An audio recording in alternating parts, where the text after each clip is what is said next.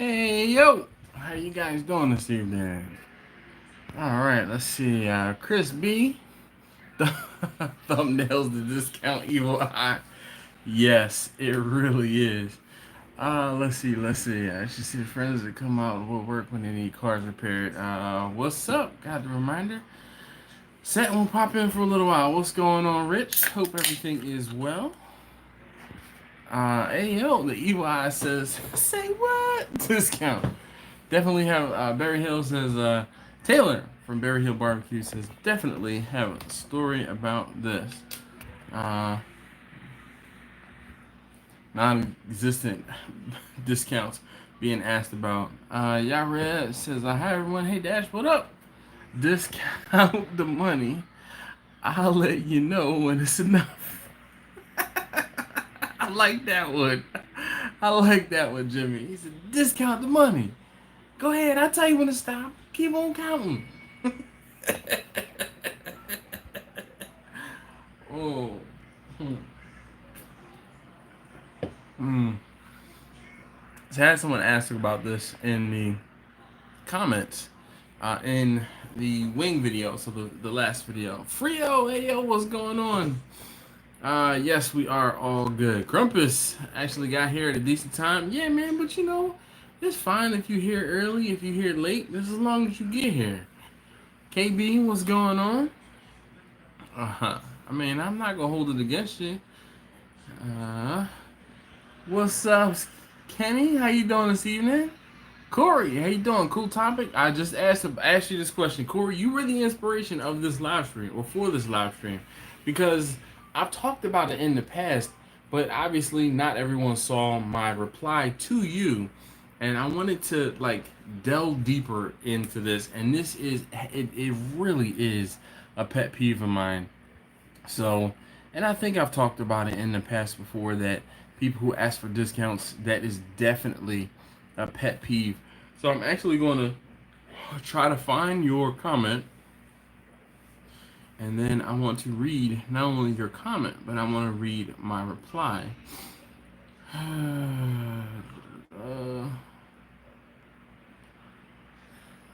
Nope. Come on. All right. When I was a business, I gave everybody a discount. Yeah. That's a great position to be in, Grumpus. But all right. So Corey says, "Have you?" And this was the and maybe I'll hold off. We'll talk for a couple minutes in introductions, and then I'll talk about Corey's. Uh,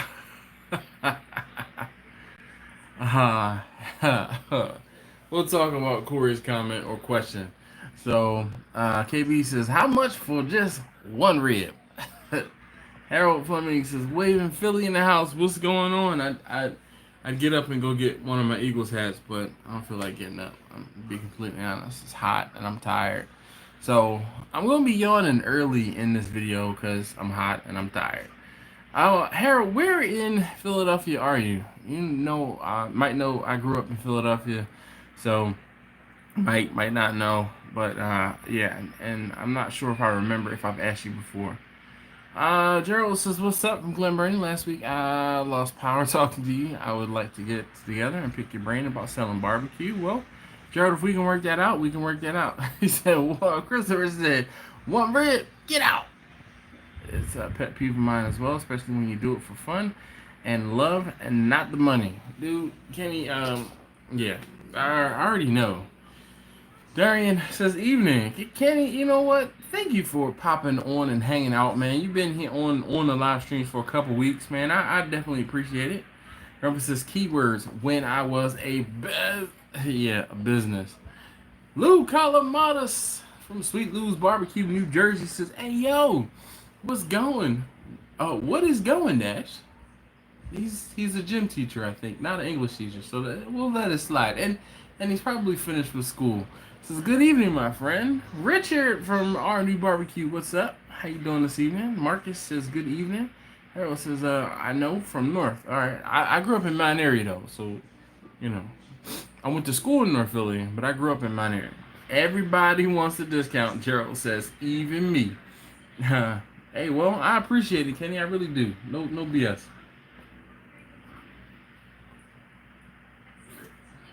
All right. Taylor says, good evening. Cheers. I'm kind of bummed. I forgot to put my beer in the refrigerator earlier.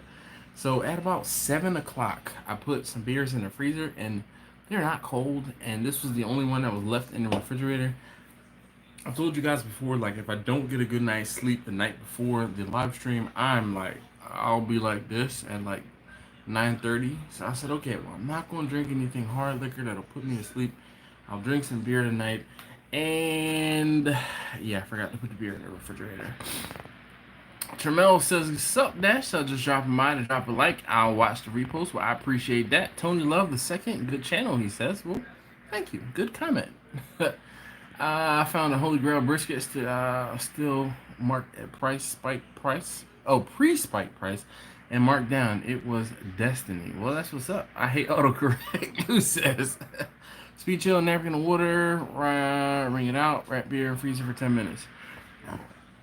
I might have to try that, but it's already too late, and they're in there. Man, I just had a dozen jumbo milk crabs and about 6 shots of Tito's. I'm feeling nice. All right, so cool. All right, Tremel says, "Psych, I'm back. Been in the antibiotics for first bourbon in 10 days. Cheers." Well, Lou, hopefully all is well, man. Yeah, hopefully all is well. So. Cool. All right, Marcus, what bike did you used to ride? Marcus, as far as motorcycle, I used to have a Yamaha FZR 600. I had a few of them.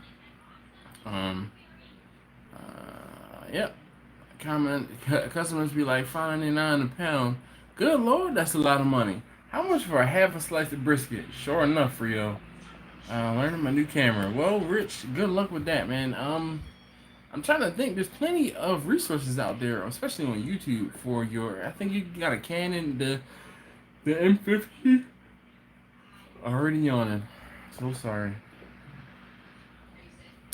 Yeah, Lou. I never liked jigsters. Like the seating position on a jigster was just a little too aggressive for me. But I mean, I actually, funny enough, within the last 2 weeks, I actually almost was this close to buying another motorcycle.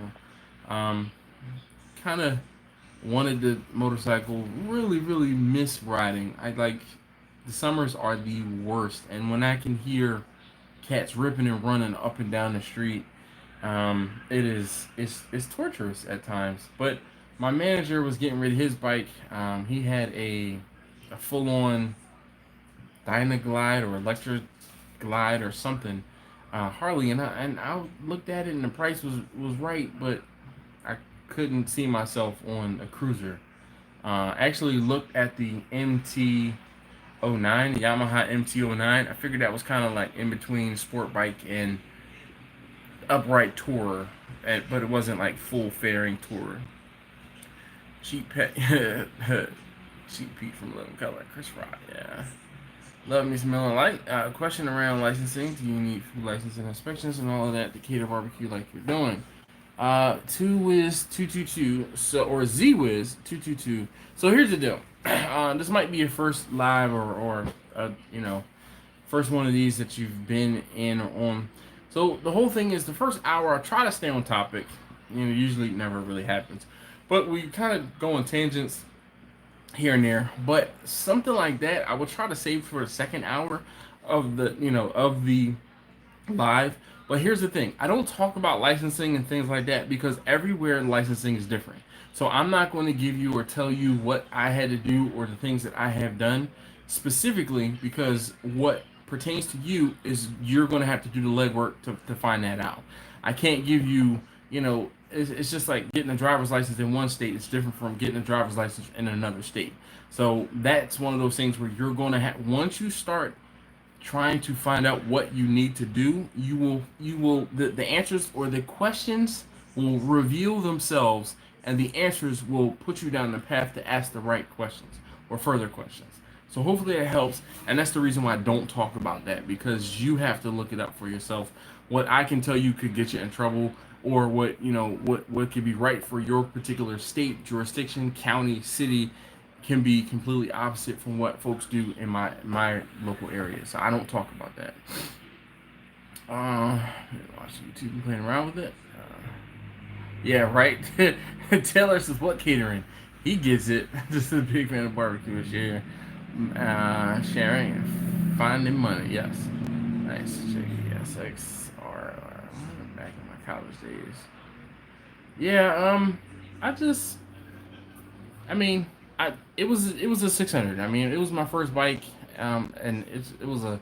I had a '92 FCR 600, and I rode that thing for a year or two.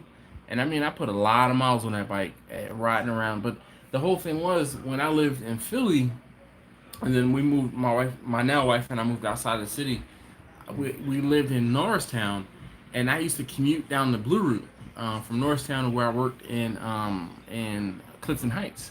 And the thing was, um, I was on the highway the entire time. Something going out the door. I was on the highway the entire time. So when I moved to Maryland and started riding with these cats that I rode down here with, they were doing these country roads, man, and I had to learn how to ride the motorcycle all again because I had never experienced that. I mean, riding in the city and riding on the highway versus riding in the country like I was doing down here in Maryland, completely different. So I think as far as being able to ride, I do pretty good. Madwood, how you doing this evening? Big Reggie Reg, what's up with you? Smoking Bears, what's going on? He says, hello everyone and Dash. CXK. Came by to drop a like for you. Dash, I gotta get dinner. Well, thank you so very much. Smoking Goodness, what's up everyone? I had a CBR 1000 myself among many bikes. That's what's up. Yeah, I got the 750 because I found it on Craigslist. First bike, 10 hour old price was right. It just made sense. Shoot, I understand. I definitely understand. My first bike, and this was well before Craigslist. So I bought this motorcycle. It had to have been 99, 2000. I bought this motorcycle because it was before I moved to Maryland. So at the latest, it was 2000. Then we moved to Maryland in 2001. I went back home, trailered the bike down here to Maryland, and I rode the bike down here with my friends that I moved with down here or found down here. And that first summer, like between May and October, I put 10,000 miles on that bike in like 5 months. Before I actually went down. I was leaving my apartment complex and the tires were cold, turning right. And the worst part is, as I was going down the hill to leave out to get to the main street, I'm like, click up the second gear, click up the second gear, click up the second gear. And I didn't. I left it in first. So when I went and got on the throttle, bike spun around right from under me. And I mean, like, I was so angry. I picked the bike up, stood over it, picked the bike up by the handlebar, like straight up, because I was just that angry. And then I pushed the bike back up to a spot and got in my truck and then went to work. But I used to ride, like, I mean, riding in the rain, whatever. Riding in the cold, whatever. I mean, the only reason I stopped riding usually was because there was ice on the ground. So, I want a Busa. Yeah, Reg, I know that feeling. I have a few friends that have had Busas. One of them even had a turbo Busa or two, and like I have one friend who he actually has handicap plates now because of the fact that he crashed his Busa at the racetrack. It was a racetrack, I think it was like 8th Mile track. It was called 75 and 80. It's like where these two routes came together. There was this drag strip, and the whole thing was he didn't know where the thing ended, so he's like full throttle through the braking zone because he's just like, I should see something to tell me when to stop. And he said when he got to the scary berm, like to slow you down if like a car runs away, he said when he saw that he locked it up, and then he said he hit that, flew. I mean, my man was hospitalized, and like I said, he has a handicap placard now still, and this is 15, 20 years later, damn near, from this motorcycle accident. So But my man Lex actually. 99 F250 AP says I just started watching your channel and I'm waiting for my smoker to show up, but I've already found new ways to cook my wings. Thanks. No problem. Murder breaks are too dangerous. Life is dangerous, man. Got a 250-gallon offset. What do you recommend for a barbecue smoker? Check. I have some RV parking space to utilize. Thanks. CXK, man, it's kind of it's unfortunately it's up to you, man. I don't have anything like that. You guys see, I cook in my garage for the most part when I'm doing my catering things. But there are plenty of people who have put up just like a structure. All you need is just something to kind of get you out of the rain, and you just kind of have to deal with the other elements. But the rain is one of the things that you sometimes you just cannot. You need cover from the rain and the sun. Those are like the two things. All right, so let's get into it. We're like 15 minutes in. Kind of have had our introductions and our hellos. Let's see. Grumpus says my move from Indy to Houston in '78 on my '74 Kawasaki 900 Z1. Pulled the trailer behind it with all my stuff. 990 miles. No problem. No problem, CXK, man. Unfortunately, I can't really give you advice or direction on something I've never done. But, I mean, a basic structure, even if you were to just put up like one of those pop-up canopies for it, or in the beginning, I mean, obviously you need something a little sturdy, especially if you have some heat radiating from a smoker or a grill or something like that, so it won't burn down. But, I mean, you can put up something basic and then kind of build from there as far as a shack. I've seen people who, like when I was in Texas, Valentina's is his whole setup is trailers, like trailers. My man has a trailer where you order from, a trailer where you pick up food from, and then like 2 or 3 trailers that his different smokers are on that he cooks in, and it's like outdoor bench seating, but it's inside of a little bit of covered shelter. And my man is putting out some pretty amazing barbecue. Yeah, I have the window open here. I think there's a Mustang that's been driving around. I think that was him. Oh, actually, that wasn't a Mustang. That was like a Caprice or it wasn't a Marauder, like an old police interceptor or something. What's your go-to smoked meat for the family? Corey. All right, so Corey, and this is what I was alluding to or talking about earlier. So the first hour we try to stay on topic. I know. I do a horrible job at it. But so smoked meat for the family. It's kind of like they're tired of me cooking. Like if I make pulled pork, it'll sit here. They won't eat it. If I make ribs, unless I'm doing something or trying something different or doing something special, they probably won't eat them. There's lots of things that I cook and they're just kind of like ho hum. So I try to mix things in and do things differently, but like I would never cook a brisket for us because they won't eat it. Like I will make brisket and then it'll be like me having a pound of brisket left over from a cook is more than enough for my family because it'll be, oh, my oldest son might want some brisket and eggs, or my daughter and my middle son might want because they like the lean, and my wife, my oldest son, and myself like the moist brisket. So again, there's a lot of that. But I'll smoke fish. I do more chicken than anything. But I do like wings and other pieces of chicken. But again, they get tired of me cooking and doing those things. So yeah. Let's see. So Lou says my thing with discounts is when people ask for them. I don't mind giving more sometimes. I just don't like when people expect it. Lou, that is exactly it. It's like, so my whole thing is this, right? If someone asks me for a discount first, and actually before I do that, I'm gonna read Corey's comment.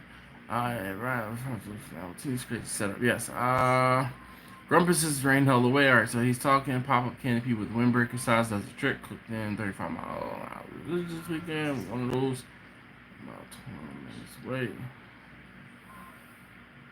Alright, that's what's up. Okay, so Corey is the reason why I'm talking about this today, because I feel like this is a topic that I talk about every now and again, and it just felt right to talk about this. So Corey asked me yesterday, he says, have you had a customer try to negotiate your prices? If so, how did you handle it? So my reply, and someone talked about in Living Color earlier, so it's kind of funny. My reply is, homie, don't play that. Those who want to negotiate my price aren't worth my time. Point blank. Don't dilute and or discount your worth. Period. You start that, and everyone will want discounts and not pay you for what your time is worth. Okay.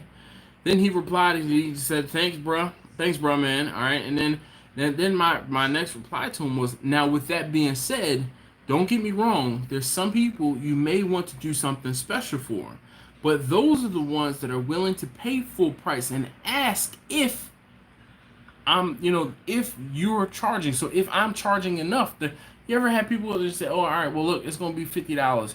And they're like, are you sure? It's not going to be more than that? No. It's $50. Like those are the type of people that I cut breaks for, or I will give a little extra for, because I know those are the people that if I'm on hard times and I'm like, yo, I have this food that I need to sell, I need to get rid of. They're like, all right, you know what? Just send it my way. All right. And the people who are asking if they're charging up, those are the ones you want to keep and make happy, not the ones that are asking for discounts before they even supported you at all. This is a pet peeve of mine. So as you can see, I have a hard and fast stance against it. A hard and fast stance against those who want to cheapen my work. And I stand behind that statement. And most of the time, when people want to argue with me and tell me that things are too expensive, I'm like, okay, no problem. I'm not going to argue with you. I'm not going to argue with you. I'm not going to go back and forth with you. It's one of those things. It's like, all right, if you don't want to pay, then don't make me have to pay you. I mean, don't make me have to trouble you to pay me for something that I'm going to do for you. Nope. It's like, you ever go into a store and like you're trying to spend money with someone and the person, like, you get ignored, or there's no one to, like, literally no one to help you. My wife and I yesterday or 2 days ago went to I picked up some subscriptions at Walmart, and across the street from the Walmart there's a Wendy's, right? And my wife hadn't eaten yet, and she said, hey, you know what, or actually I was trying to get her to eat something. I'm like, hey, let's go. I said, I'll go to Wendy's, I'll get you some fries. She's like, all right, fries. So I take her over to the Wendy's and I order on the app, Wendy's app. The whole thing is, there's a Wendy's near my job. That's one of the places that has been open, so I can get lunch from there if I want to or need to. And I can order, boom, pick it up, keep it moving, go home, and usually buy one, get something free. One of those type discount type things, right? Funny. Talking about discounts, and anyway, but so I went over to this Wendy's with her and I ordered, and I placed the order, and I go to the drive-thru window, and I mean the little speaker, and I'm sitting there, and I'm like, after a minute, nobody comes to the speaker, and I'm like, what the hell? So then she said, well, if there's nobody there, then just cancel the order. And I'm like, all right. So I cancel the order, and I drive around to the drive-thru window. There's no one to be seen. Now, I don't know, maybe there was people who called out, or, like they were short-staffed, or whatever the case may be, but they didn't want my money that day. And those are the type of things I'm talking about. Thank you, Taylor. This is well-spoken. I'm a tired Marine. I never asked for a discount. So that's what's up. Well, Hog, wish everyone was like that. Balloon, very healthy way to look at businesses. However, in reality, big quantities, the overhead is technically smaller, so discounts might apply. Well, Balloon, a volume discount is different from someone asking me for a discount on 10 wings. Yo, you're making me cook. Now, let me just break this down, and maybe I can make you understand why someone asking me. Now, if I'm going to charge, if I'm selling 10 wings, right, it's $15. If someone says, hey, look, let me get 10 wings for $10. No, all right? First and foremost, I have to buy 20 to 22 wings in a pack of chicken wings, right? I'm not buying chicken wings from the market. I will go to Sam's where I can get a little bit of a price break, and I'm buying 20 wings, okay? So your $10 isn't even covering my cost of purchasing the wings. Now, that $10 is not going to cover my multiple hours of cook time, the barbecue sauce that I'm going to be using, the seasoning that I'm going to be using, as well as nor the charcoal or the whatever fuel I will be using to cook your wings. So when someone says, "Yo, well, it's 10 wings. Let me get them for $1 a piece," no. And what's going to actually end up happening is your order is not going to be, I can't give you an order for 10 wings. You need to order at least 20 wings in order for me to start cooking for you so that you can cover my costs. So now I'm not trying to, that's different. Now, if I have somebody cooking or purchasing 150 wings, unfortunately, I don't give a volume discount on wings because wings are so tedious. But if you're buying 15, 20 pounds of brisket, I'll give you a volume discount on that. I have a volume discount where I discount things where I give you a volume break at 5 pound orders and then at 10 pound orders. So I mean, you get 50 cents off after ordering 5 pounds, and you get $1 off per pound ordering 10 pounds plus. Same thing. You order 6 racks of ribs, I'll give you 50 cents off. You order 12 racks of ribs, I'll give you $1 off per rack. So, but yeah, don't make me have to pay you. Yeah.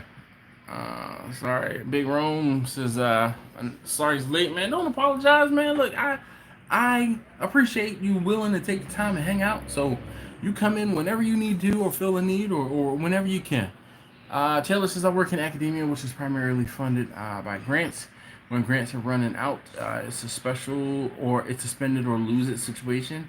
Most folks want to spend it out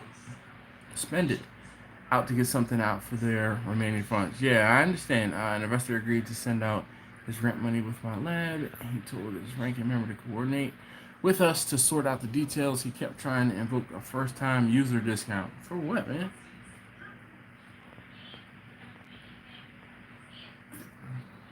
At first, we were confused, but correcting him on the original agreement. He would circle back to the same discount regularly. This went on for a month or two before he got the pick. Yeah. T. Crunk says, my thing is they complain about your price, but then go somewhere else and spend more with no problem. Bruh. Exactly. Now, I justify now, of course, again, I keep using the example of chicken wings because chicken wings are something that everybody can understand. The reason I charge as much as I do for chicken wings, one, wings are not cheap. Two, wings are tedious and they involve a lot of touches. When I take a wing out of the pack, I gotta make sure I clean the feathers off of the chicken wings. I mean, I don't know about you, but I don't want to see any feathers on my chicken wings when I go to. That's just not appetizing. So I clean my chicken wings thoroughly, right? Then I season my chicken wings. Put the chicken. You have seen me arrange chicken in my smoker, and chicken takes up a lot of real estate. So for what I can cook, 50, 60 wings, I could cook 6 briskets or 8 briskets and make a whole hell of a lot more money. So will I discount the briskets if I'm cooking briskets? Yes. Will I discount chicken wings? No. They take up room. They cost me money sometimes, I feel like, when I'm cooking them. But again, there's a popular chicken place around here. It's called Hip Hop Fish and Chicken. You can get like 100 wings, fried chicken wings. Now these are teeny tiny wings, and they're all whole wings. But you can get like 100 wings for like $80. I can't beat that. I can't touch that with a stick. So, but yeah.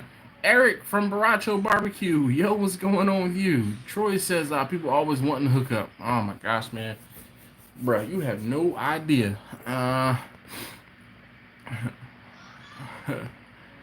No problem, Corey. No problem. How did you get into selling barbecue? So, Big Oso, you also might be new around here. I try and stay on topic the first hour or so. And this isn't like an AMA type thing, but I try and stay on topic the first hour. Save questions like that, just random, questions for the second hour. But it's one of those things. I'm a fat kid, and I like to play with fire. And being a fat kid, playing with fire meant cooking. And cooking kind of eventually turned into cooking for money. Yeah, no discount on 10 wings. I was thinking like really big quantities for like a big deal for party. Nah, bro. So see, this is the thing that I want you to understand. The people who are asking for discounts are the ones who are ordering like, everybody always talks about the line from Chris Rock in I'm Gonna Get You Sucker, where he goes into the rib place and he wants one rib, right? So James Brown, he calls back and he's like, one order ribs. And he's like, no, I don't want to order. I just want one rib.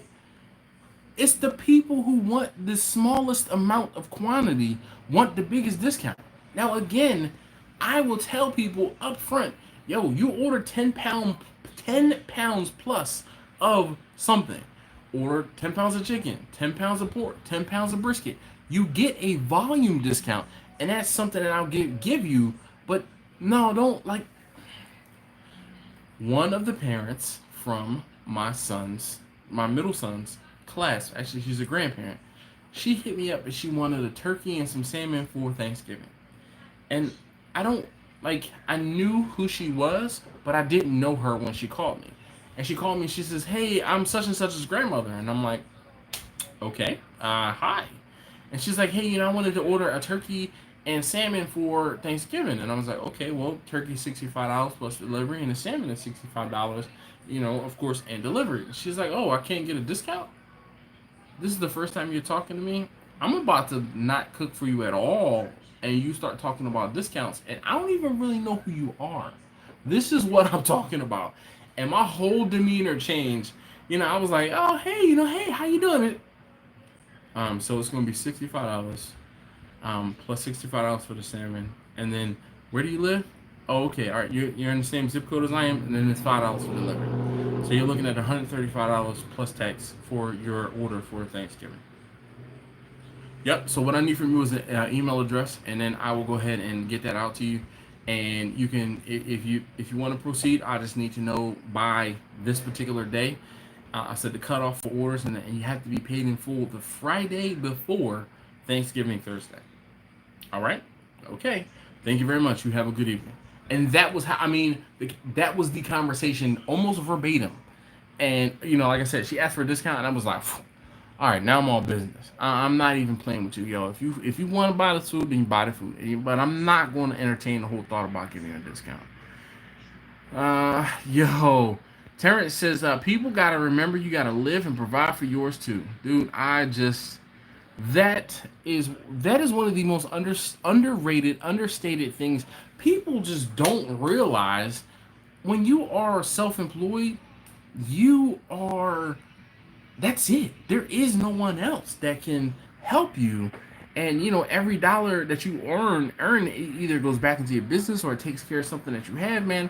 I can go on and on and on about stories on how I would wake up on a Monday and have like $35 to my name, go buy a pack of chicken wings, cook chicken wings, sell, 2 packs of chicken wings and get $60, and then I would say, okay, from the $60 I'll go get some ribs, and then take the ribs and another pack of chicken wings, and now I have $30 from the wings and $75 from the ribs, and then I would be able to go buy a brisket and a pork shoulder, and then I would have like $200, $250 from the selling the brisket and the pork shoulder, and then that was enough for me to pay my daycare for my daughter, it was $135 every single week. Then I had to put fuel in my car, and then if my cell phone bill was due, and then by the time it was all said and done, I started the week again with another $35. Okay, all these gray hairs, I earned them. Okay, by getting up every day, hustling, putting money together, selling food, having enough money to buy enough more food, go cook again, start the process all over. So. Big also says, get 80 wings and give him the discount. No. 951 says, it's easier to pull the feather when they're halfway in the cooking process. Now, I agree to an extent. So what ends up happening is sometimes there are wings you don't see, or wings you can't, like the wings that are just laying down. And when you start cooking them, they do stand up, or they are more pronounced. So I usually do that. You got change for 100? Yep. You're in IT. I get it. From two sides. Get you. You're in IT. I get you. Get it from that side too. When people want you to fix a 10-year-old computer for a slice of pizza. So Darian, no, I don't do much computer repair any longer. I've been out of it for such a long time that there are certain times and certain things that I can and try to fix, but for the most part, the way technology is nowadays, it really doesn't behoove anyone to try and fix something. It's just leaps and bounds like every 6 months on things. Man, if you're doing a whole wing for $1.50 each, it's already a bargain. Most wing places that are much, they count drummies and flappers separate. You're right. Oh no, whatever sentence starts with one of those parents, I know exactly where you're going. Yeah, Zach Texas, yo, Mo Butter baby. Oh, perfect segue, but we're gonna hold off for a little bit. Perfect segue. So I have something for you guys. I have something special for you guys. So just hang tight, hold fast. Hey, look, if you haven't already hit that thumbs up button for me, please do for me. I'd greatly appreciate it. It really does help not only these videos, it makes me feel better about myself, and it does help the channel. So that thumbs up, it really does go a long way. Boa noche. Obrigado. T Crunk says, do they give their employer a discount for his or her skills? Dude, T Crunk, that's the whole thing, man. You know, like, people don't understand that it's like when you see somebody independently trying to make money, they want to, and that's what and that's what I replied to Corey. Don't let someone dilute your worth, discount your worth, and that's how you have to think about it. Grumpy says, when I quote at work, I'm asked about the discount price. I tell them that is with the discount. Price usually escalates moving forward. That's a good one, Grumpus. I just switched from selling butts at $25 for a whole butt to only selling vacuum sealed pulled at $10 per pound because I can only do 6 butts at a time. And so many people want it. Well, shoot, look, you gotta do what you gotta do. I feel some people don't only not realize all the hidden costs, but the labor that's involved in turning out great barbecue. You're absolutely right. Savage True One says, peace, big bro. Hey, look, man, thank you for hanging out. I'm a couple minutes behind on the chat. The oldie customers don't like that, but they understand. Yarez says, hey, Dash, in one of your videos, you explained how you determine the final price of the brisket and chicken, but you did not mention how you calculate all the hours you use in preparation. So that's one of the things I talked about in that video. Most food service folks will use a rule of 3. So whatever the price is of whatever you're paying, 1/3, and you mark your food up by 300%, which is 3 times, right? So one time is going back to pay back your food. One time is to use, pay for your supplies and any other like consumables, and the other is going to actually give you some profit. So that's pretty much the rough means or rough way that you figure out how much your time is worth. But the whole thing is, that's why when people ask me to cook things for them that they give me, I don't do it. Because if I'm going to charge you per hour what I make per hour, if I go out and do barbecue for someone, like if I'm cooking on site, and that's going to knock you out of the park, and there's no point to that. It's just no point. So I do not accept food from folks. Back seal pork work out very well. Briskets too. Oh yeah, Taylor. I've if you haven't seen, I have vacuum sealed pork and sent it not across the country, but around the country. Same thing with brisket and chicken as well. Everyone at work loves my barbecue, but never eats it all, so I started vacuum sealing. Victor says he's been listening at the start, but just finally signing in for whoever it was that asked about a cook shack situation. Is it good to consider normal wind directions to help keep smoke out of your face? Yep. Hey, we got Russell from Raspberry Rock Off Grid Cabin. Hello, sir. We got O Canada in the building. Cardinal Sin Barbecue says, what's everyone getting their brisket for right now? Dude, brisket is almost $6 around here per pound. Almost $6 per pound. It's ridiculous. It has tripled in price. Since 44 watches with only 36 thumbs up. Please hit that thumbs up. Thank you very much, Jack. I was going to say Mr. Hoggett, but I said Jack. That's right on labor. My time for $6 is about 20 hours. Don't forget, they have to absorb the beer money too. Yes. Aaron says, just jumping on. When asked for a discount, I simply respond rhetorically. Do you get go into McDonald's and ask for a discount? So one of the bad things about trying to use like McDonald's as an example is because they sell so much volume, they get you into the door by offering you a discount. They give you a coupon. They give you a buy one get one free thing. So unfortunately, those type of things are going to kind of backfire on you when you try to, because me logically, I say, yeah, I do. I only go into this place when I can get something on sale or I can get a discount. The hope from that particular organization is you go in and you get the discounted thing and then you buy other things. I mean, that's pretty simple math. The add-on. Uh, yeah. Good catch. No problem, Mr. Hoggett. I mean, Jack. How do you split the raw products versus cooked pounds when you weigh your food for sale? So, Los, the whole thing is I've been doing this long enough. You've been around long enough. You know, see me on Instagram. I know how much is going to, if I have an order for 10 pounds of brisket, I know I need to buy 20 pounds of brisket. And by the time I cook it, I'm only going to have 10 pounds of usable food. I mean, I've talked about the net versus the gross versus the net after cooking weights and things like that in the past. Do you ever do specials, Lenny? No, I don't. Not really. There was a point in time when I used to do this like a sampler pack, but it was too much work. Like I had to get enough people in order to get them, and it just it didn't work out. Like I mean, it was good for when I was doing them, but it wasn't sustainable. Terrence says a lot of restaurant chains are so they have the money and the means to give deep discounts. Yep, that's real question, real quick. I can only do 6 plus at a time, 20 hours right now. I have to order. I have orders for 5 a.m. Cooking 6. It's on sale, 99 cents. I'm going to buy 6 more. Would it be better freezing 6 whole butts? I don't see why not. I freeze pork shoulder all the time. Not all the time, but I freeze it from time to time. Like if I have an order big enough, and then so same thing. If I buy, I think it's like it used to be like 50 pounds or 60 pounds of pork shoulder. That if I bought it, then I would get a volume discount.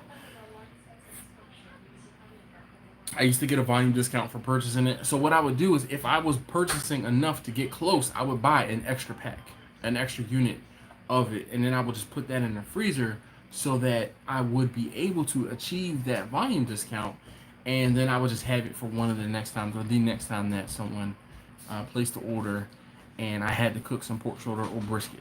There was a time where I messed up and bought the wrong amount of ribs. The order I had was for 33 racks of ribs. I bought 33 packs of ribs. Each pack has 3 racks. So I had 3 times as many of ribs as I needed. Now, mind you, granted, I was very happy that I was able to afford buying all of those ribs, but for like the entire summer, I did not have to buy ribs anytime someone wanted ribs. And I was cooking ribs a lot. I used to be on the solar sales. I'd get people ask for discounts all the time. My response was everyone gets our best price, and that usually ended it. Yep. I had a sales guy who would drop a couple grand off the price before the customer even had a chance to read the bill. All right. Went to Franklin's Barbecue, four spare ribs costing $40. Woo. What's up, Todd? How you doing this evening? Todd, is that incredible? Man, I mean, this is damn. Yeah. I mean, so as far as discounts and things like that, I am, like I said, this is a subject that hits close to home. I do not, no. But then again, I have people like, I have my uncle, per se, right? My Uncle Calvin, if you've seen in the Patreon, my man, he went out and actually got a Patreon membership to help support me, and is throwing $5 my way every month just to help support me, right? And this YouTube thing. And he hit me up a couple weeks ago, and I talked about this when the brisket was like $5.50, and it was before it jumped up to its highest around or over $6.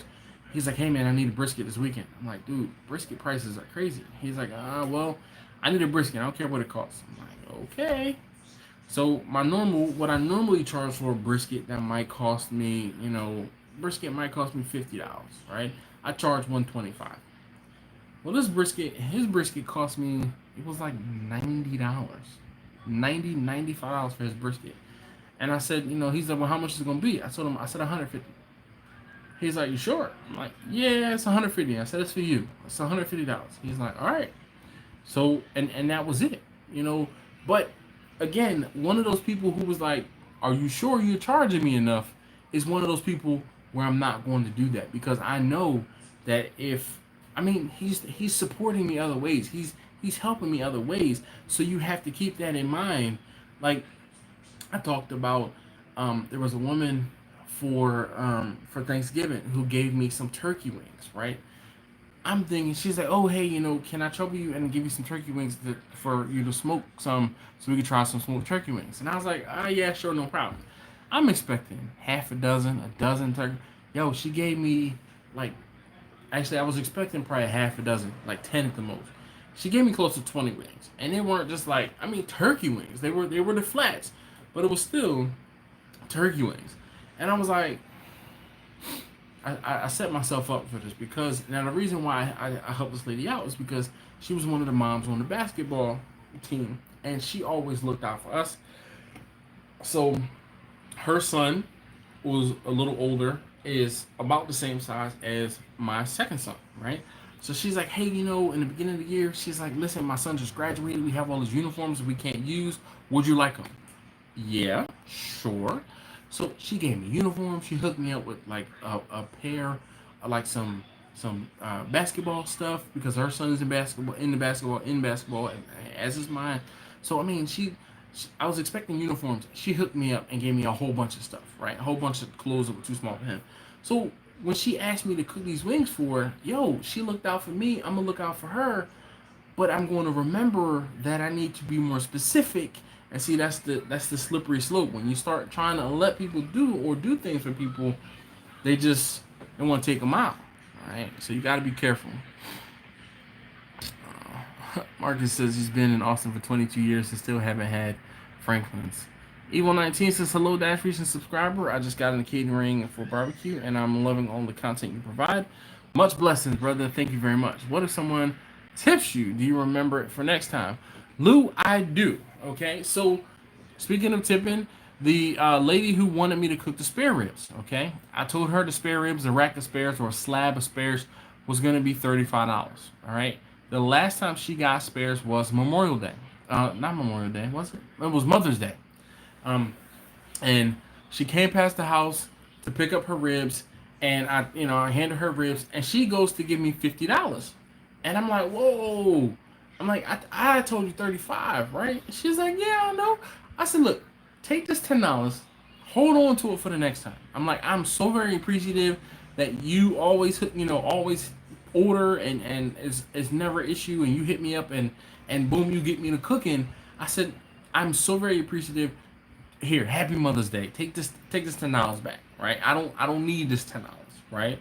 I said, save it for the next time. So Lou, I do that too, and I remember, like, anytime she ever orders from me, it's always something extra. It's always something extra. She always gives me something extra. Marcus's Restaurant Depot is the way to go. It depends. Certain things from Restaurant Depot, yes. Certain things from Sam's, and or Costco. My question is, freeze the next 6 for cooking later, or go ahead and put the work and chop, cook, split, sell, seal, freeze the whole butt. Takes a long time to thaw. Dog, Zach, I mean, if you want to put in the work and do it. So my whole thing is this, right? What if you get an order, and the person says, I want it differently from how you normally cook it? Now you got to go out and buy some more butts anyway and cook them the special way that somebody wants it. So if you know that you are going to have a cook coming up, then take them out. Take the butts out of the freezer, man, the first thing in the morning before you go and start cooking them that night. I mean, that seems like a mountain out of a molehill, man. But I'd much rather take raw, uncooked meat and pull it out of the freezer a few hours ahead of time, and you can go ahead and speed it up and put it in some water or something like that. And here's the next thing: you can actually cook partially frozen pork butts. Ask me how I know. All right, get them in there, get them thawed. Once you get them thawed, especially if it's a boneless pork shoulder, and dude, once it starts to thaw, open that thing up, peel it back, season the inside, turn it all around, season the outside again, smack it in it. They won't even know the difference. Again, ask me how I know. Lenny says he's got my back. That's a good tip. It's not them. Family members is trying to get free things. Yes, dude, I have a couple. Yeah, or good Tio, my good uncle. Yes, indeed. Also, uh, very good topic today. Yared says almost every Q spot within 75 miles. That's what's up. Da-da-da-da. Has a two of each product here. Yeah, like a max. Sean, how you doing this evening? And it really is, or certain things are. I went into Sam's the other day and picked up chicken wings, and they had a limit of 3 packs of chicken wings, and I ended up getting 2 packs. Um, my wife wanted like she wanted hot wings, so I fried chicken wings, and no, I didn't do a video. I've been almost every opportunity to do a video on fried wings. It seems like I end up almost having to drop the ball and don't do a video because I have something else going on. So of course, just like it normal, I had something else going on and I couldn't film the video. Uh, Dash the road tide 504 says I'm a stand up guy. Well, that's what's up. Todd says meat prices are insane right now. Yes. When someone asks for a discount from me, I say you don't want brakes on your car. Mm, yep. Jack, Betty, how are you this evening? Hopefully all is well. Glad you guys could make it. Well, so here's a little backstory. Jack does auto repair and or flips cars. So when someone asks him for a discount, it's usually for an auto repair. So that's why he says so you don't want brakes on your car. Hey, if you haven't already, please hit that thumbs up for me. I'd greatly appreciate it. So, answer my question. That's what about the bone in though? I only buy bone in. I mean, Zach, same thing, man. Like a bone in pork shoulder. You just have to take it out a little earlier, dude. I'm telling you, I will plenty of times. I will go and I will buy an extra piece or two of meat to get that volume discount. Do not be afraid. And here's the next thing. All right, and it's just one of those things that I say all the time. That meat has already been frozen.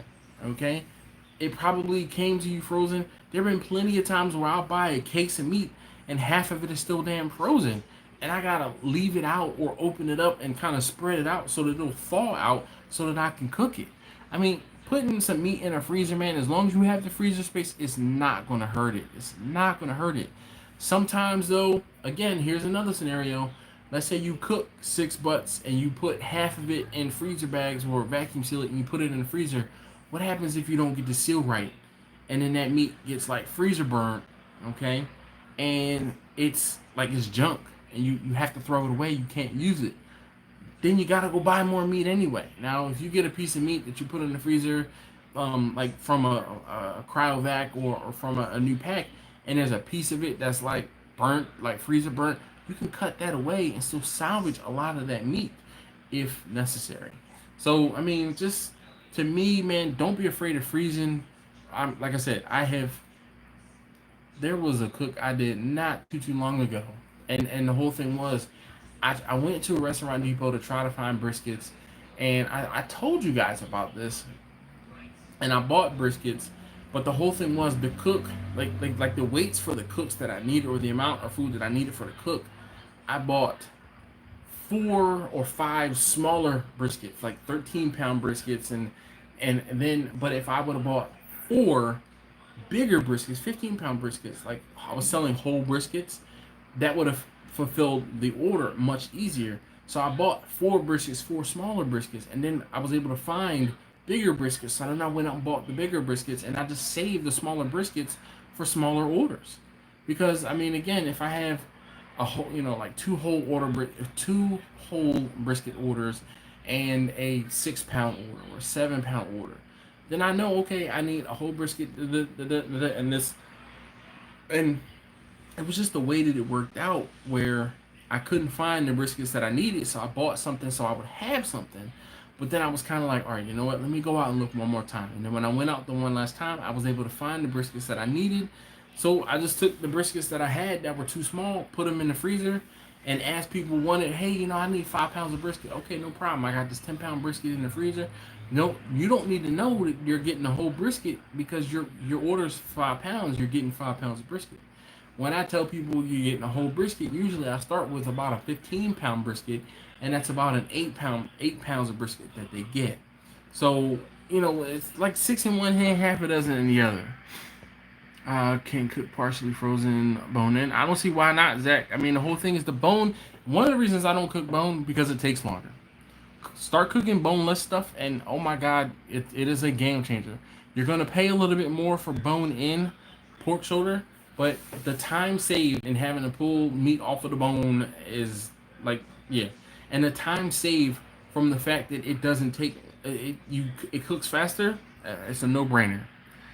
Um, all right, Wants the smoke on, bro? Mississippi checking in. I love your videos. Thank you. I'll even cry back to freeze. Right? Yes, Zach. But you just have to be careful to make sure that that there's no holes or punctures in the cryovac, just to make sure you don't get any leaks in your freezer, and two, to make sure you don't get any air in there, and you know, that'd be horrible.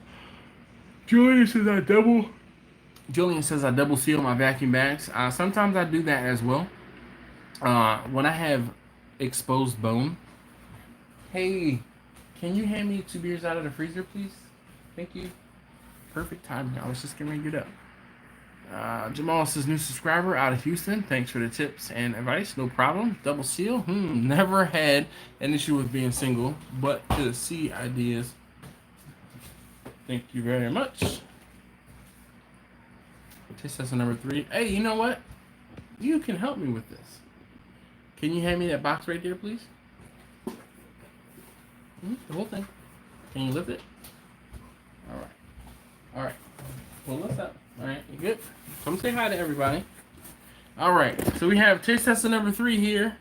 And I have something to show you guys. Alright? So you guys know what she says all the time. Those of you guys who know can comment down below and I'll actually catch up. I'm gonna skip past the comments real quick. So Lou says, Mo butter, baby. Look what I have here. Look what I have here. I was finally able to procure some Mo Butter Baby stickers. So I have some Mo Butter Baby stickers. And then I also was able to procure some stickers like this. So these are the stickers. This is basically the imprint of what I have on my t-shirts. Also have those. So I will be I'm going to be trying to put those up on my website soon, and then I was able to re-up on the regular stickers as well because I was out of them. So me having to re-up on the regular stickers prompted me to do the t-shirt imprint stickers and the Mo Butter Baby stickers. What does that say? Mo Butter Baby. You gotta say, come on, say it right. Mo Butter Baby. All right, thank you. Okay, thank you very much. Very helpful. And so yeah, I'm gonna try to get these up on the website soon. I don't know how I'm gonna work out pricing for them, but usually for the stickers I was charging $5, and then I would probably send you 1 or 2 and a personalized note. So, but that's just a means to help support the channel, and you know, of course, I'm not getting rich off of stickers. And yeah, so let's see. Let me go back and try to catch up. Maceo is here. Can I buy meat off of restaurants over there? Some of the restaurants around here will sell to the public now, since people aren't eating as much. Yeah, so Lenny, my uncle came down from, Philadelphia to get his brisket, and we met at a Waffle House parking lot. And on the outside of the Waffle House, you could buy like steaks and the chicken and the bacon and the sausage from the Waffle House, and you know, like eggs and milk. They had it posted. So yeah, what's up, John from 4J's Barbecue? Meaty says I'll only give discounts for customers who refer a customer, and that new customer does a weekly service. All right, let's talk rubs. Best rubs. Let's hear top 4. Heat Church, Cosmos, Heath Rouse, and Chupacabra Rub. So Roll Tide, I can't necessarily agree there. I have had some Meat Church rubs. What'd you get? You ordered pizza? Oh, all right. I've had Cosmos rubs. I've never had any Heath Rouse or the Chupacabra rubs. Um, One else is high from the Philippines. Built my own smoker. What is better to use? Charcoal, wood? It depends on the smoker. Um, you do sides. I do at some point, like I do some cold sides from time to time. We prefer and why profit has no time invested, etc. So there are certain times or sometimes when I will do or have done like beans, like baked beans, green beans. I have done like potato salads, coleslaws, macaroni salads. Um, the cold sides are pretty easy because all I do is doctor them up and then I do that. But like other sides, I kind of try to stay in my lane and do the sides that I'm going to do. Hot sides, it's kind of a little different animal because I have to either be in a place where I can cook and warm the hot sides, or it has to be really local so I don't make a mess in my car.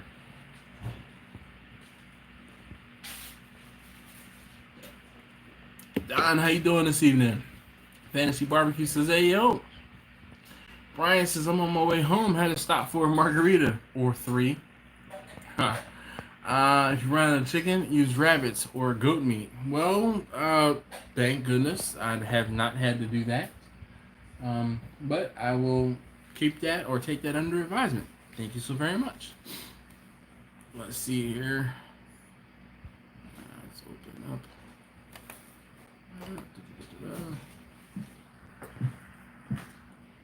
Cooker is almost done. All right, Don, that's what's up. I'm glad to hear that. I'm trying to open up the live on my laptop. I just want to make sure everything is running right or running correctly.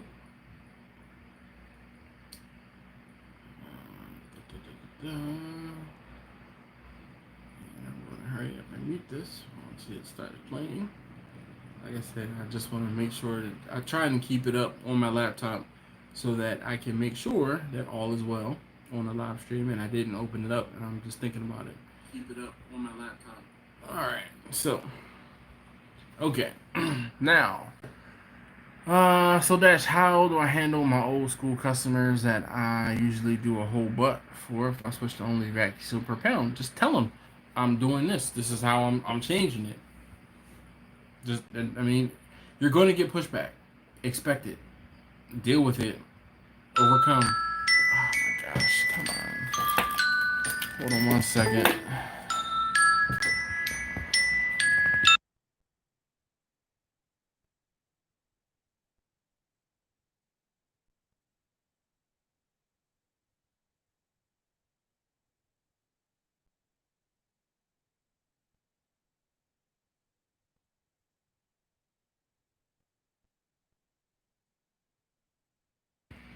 All right, sorry about that. That was my work phone, and I had to actually answer it, but no one answered. Marcus says smoked neck bones. I do. So turkey necks. I don't do like pork necks or ham hocks or anything like that. But turkey necks, the turkeys that I smoke for Thanksgiving, I take and harvest those necks, and we use them throughout the year. My wife will make lima bean soup, or I'll use them in greens and things like that. I don't sell them though. No, just one. La Brisa is the bomb for Tex-Mex. When you come down for the grand opening, we'll have drinks. All right, well, I see what you did there. South Street Barbecue says, finished my UDS yesterday, smoked some pork tenderloins today, and got some chicken on now. Well, that's what's up.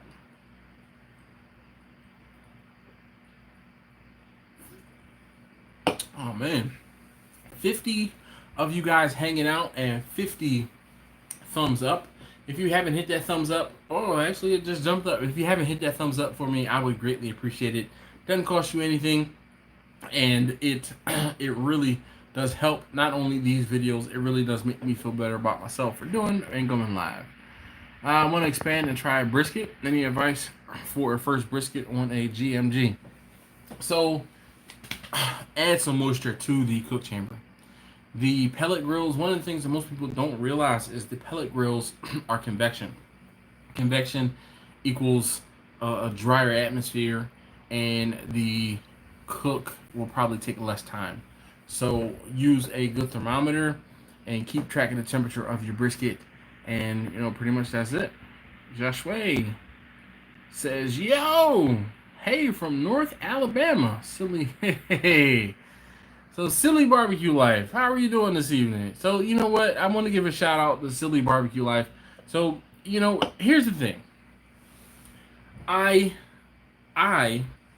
read every comment. I read every single comment that you guys leave. And there are a lot of times when you leave a comment on my channel, I will go back and I will look. If I don't know who you are, I will go back and I will look at your channel to see if you have any content out there. And Silly Barbecue Life commented on a video the other day, and I was like, who the hell is that? I'm like, I don't know who that is. I went back, looked at his channel, and he has just started, he and his wife have just started, they're a competition team, obviously out of Alabama. They're a competition team, and they are going to, give vlogging a shot. I dug their video. I subscribed off of seeing that first video. I'd like, there's certain people, I just, you do it for me, and I dug the content. I like what it was. I like what he was doing. I like what he was trying to do, and I want to give you that little bit of motivation. Taylor is another guy, Berry Hill Barbecue. He commented, we interacted, and then I was like, all right, well, let me see what this guy is about. Let me see who this guy is. Went back, checked out his channel. So those of you guys who are like, oh, I can't figure out how to grow my channel. It's not about just throwing stuff out there. You have to be active in other people's comments. You have to be active in other people's, videos and things like that. And then people will take notice of you, and they will come back to your channel. And if you're, the whole thing is all you have to do is get somebody to look at your channel. That's the first part. Once you get them to look at your channel, then you got to keep them there, all right? So the content has to be good enough to hold someone's attention, keep someone's attention, and you can kind of go from there. I'm sitting here looking in the reflection at my beard is like not even. I haven't picked it, and I go like this every now and again. So that's why this side is flatter. Anyway, Drone Life Patrick, thank you very much. This is blessings from Natchez. Man, I have a 17.5-pound brisket going in my pellet smoker. I run 2 water pans on my vertical LG7. That's what's up.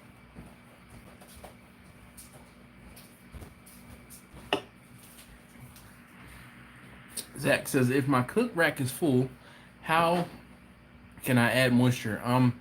If you can try to put like a pie pan underneath the cooking rack. Other than that, man, I don't know. Someone told me recently, mason jars. Take a small mason jar and kind of put it in the corners of your cooker. And there should be enough room for a mason jar. I mean, obviously you're not putting a gallon mason jar in there. Like a half quart or like a quart mason jar maybe. Or a half quart mason jar should be sufficient. And then if you need to replace or add moisture, you can. No problem, Silly Barbecue Life. And it was it Robert? So that was one thing I was going to comment.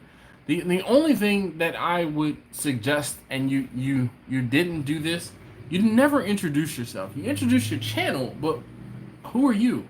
And it was probably 3/4 of the way through the video, your wife said your name before you said your name. And then you said your wife's name, and I was like, okay, well now I know their names. But it's just one of those things. If you've watched enough of my videos, I start every video with, hey yo, this is Dash, okay?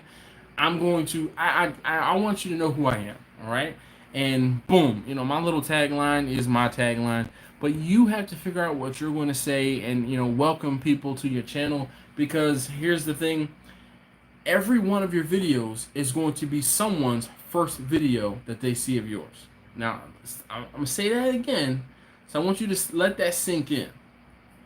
Every one of your videos is going to be someone's first video of yours that they're going to see. So you have to introduce yourself in every single video. That's going to get tiresome, okay? You have to tell the backstory behind the cooker. You have to tell what you're doing in almost every single video. Now, you guys have seen of late when I talk about different things, I might cut back to a past video so I don't have to talk about it again. But there are times when I'm going to explain it like it's the first time I'm telling you, not because it's the first time you've seen it, because it's the first time someone else has seen it. So, Zach says quarter catering pans on both sides of the heat shield under the drip tray. Sure, that sounds fine, Zach. I'm busy smoking wood, green, and cheap in bulk, so I can sell it in bundles and pay for my own wood consumption. Well, that's what's up, Don.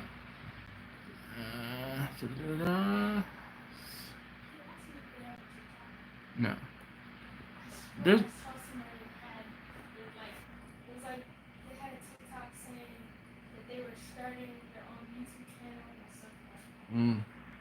It's hustle number 2. I find that other YouTubers, when they are active on this live chat, it works. Yep. Steve says, LOL, no discounts ever. Did we cover that yet? Yes, Steve, we did. First hour we talked about it. I gave my passionate, emboldened, stance on no discounts, man. It's like pet peeve of mine. Don't ask me for discounts. I gotta say that you and Joe are the best when it comes to interaction. Well, thank you very much, Brian. I appreciate that. Definitely do. Now I gotta ask you, which Joe are you talking about? Because there's a couple Joes out there. There's only one Dash, but there's a couple Joes. Also, does the water pan make that big of a difference? It does. So I found that moisture in my cooks, it makes a big difference. Now I also am not the biggest fan of hard bark, okay, on my foods. I don't want my food dried out, and also I equate hard bark to hard baked cookies. I don't like hard baked cookies. I have sensitive teeth, and I like soft baked cookies. So I do not want, hard bark on food. Victor says, lunch time is over. Time to get back to work. Everyone have a great night. Thank you so very much, Victor, for hanging out. Excuse me. Just wait. He says, there's a sign my buddy says that I used to give people discounts when I had a business. Yep. And that's the thing, man. When you think about that, when you really let that sink in, you give people discounts, they are going to drive you out of business. But people don't put one and one together. And Grumpus actually said that a little while ago. What's your average time of cooking them delicious looking wings? William, dude, I tell you, I don't cook for time, I cook to temperature. And that's one of the things that I get lost in doing other things around the house or around the cooker or around the garage. And when they hit the temperature, I'm like, oh, all right. Okay. But wings can take anywhere from 3 hours if I'm rushing them in the big cooker to 5 hours. And it just really depends on what else I'm cooking and if there's something else in there. Like wings in Vicky, like if I have a lot of wings in Vicky, like 3 tiers of wings, then it's going to take longer because the wings at the top are going to cook faster than the wings at the bottom, and I got to rotate things around and move stuff up and down, and so that extends the cook time because I need all of them to cook evenly. But you're 3 to 5 hours, okay, average for cooking wings.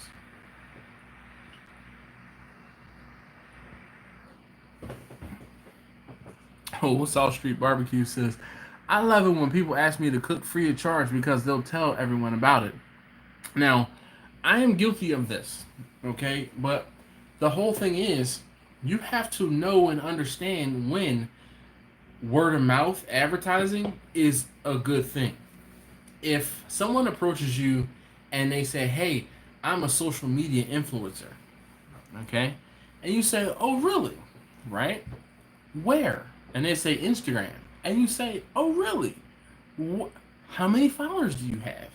And they say, I have 750 followers right now, and I have a YouTube channel, and I have another 1,000 subscribers on YouTube. And then I have had this happen, okay? And that's one of those things where it's like, that's cute. And they're like, what do you mean that's cute? I am a social media influencer, and I have 7,500 followers on Instagram. And at the time, I only had about 5,000 subscribers on YouTube. And they kind of looked at me like, really? And then they wanted to ask me, well, how'd you get so many subscribers? How'd you get so many followers on Instagram? Didn't you just approach me talking about you were, an influencer and you were tough stuff? Now the whole conversation, the narrative had changed because you found out that I have more subscribers and followers than you do. FOH, all right? FOH. So, yeah. Joshua says, I get better smoke ring when using a water pan. All right. So, I've talked about smoke ring and things like that, and one of the other things with, the reason why you probably get a better smoke ring with a water pan is the water will also help to level or bring your temperatures down so they don't run away. Water acts as a heat sink, okay? And because the water acts as a heat sink, it will reduce your cook chamber temperatures and give you a more even cook and reducing and slow things down. The slower you cook things, the better the smoke ring is going to be. I had to dip away to fire up my Santa Maria and feed the chickens. But I miss Lenny. Nothing much, man. You can always go back and watch it again. You didn't miss anything though. How does the water pan affect cooking time? It really doesn't affect cooking time that much. You might end up having to put a little bit more fuel in because you have some added mass in the cook chamber that you have to heat up. But for the most part, I don't find that water adds to it because like the added fuel you might have to help keep the fire up. You could save some fuel, but and not have to run the cooker as hard because you have some extra volume to heat up. But I mean, it's negligible. Oh, Dash, we may agree to disagree on the water pan. I like it at times. Well, I mean, Lou, that's the whole thing, and this is one of those things. Like I said, I caveat the water pan by saying that I don't like a hard baked cookie type bark. Like I don't. But one of the things, Lou. One of the other things that I found, especially with the big green egg, I don't like the burnt grease taste that I get from the food dripping onto the diverter plate. That's the other reason why I put water into that cooker, and since I've started doing that, the cooks have been leaps and bounds better.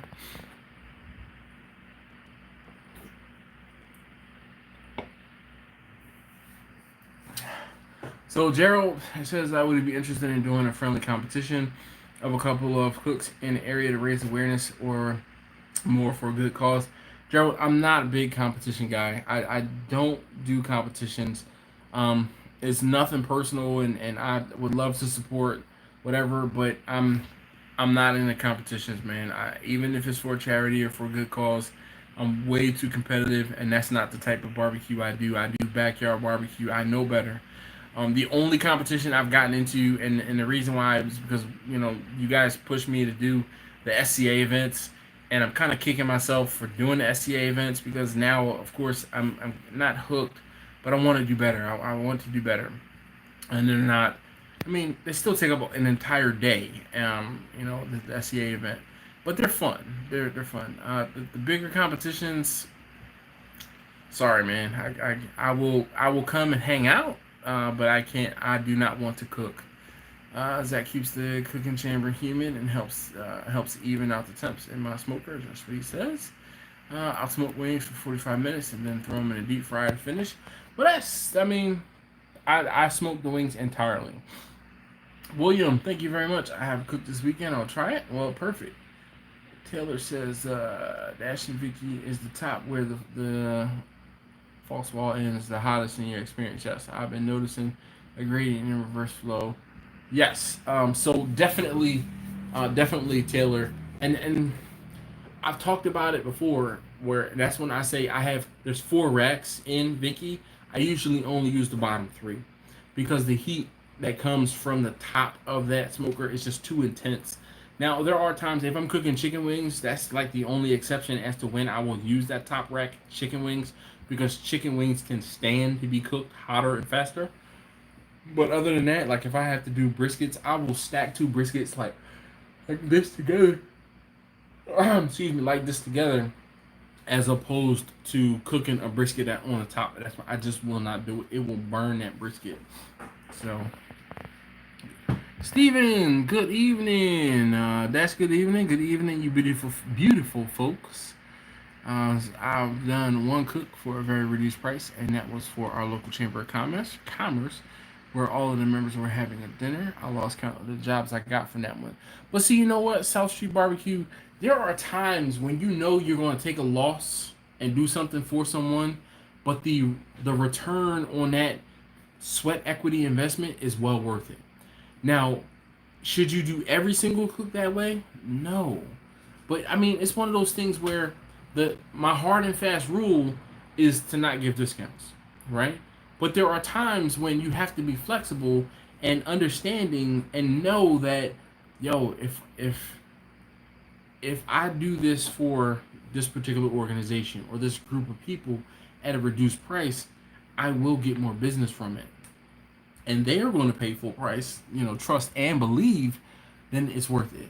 But those are decisions that you have to make for yourself.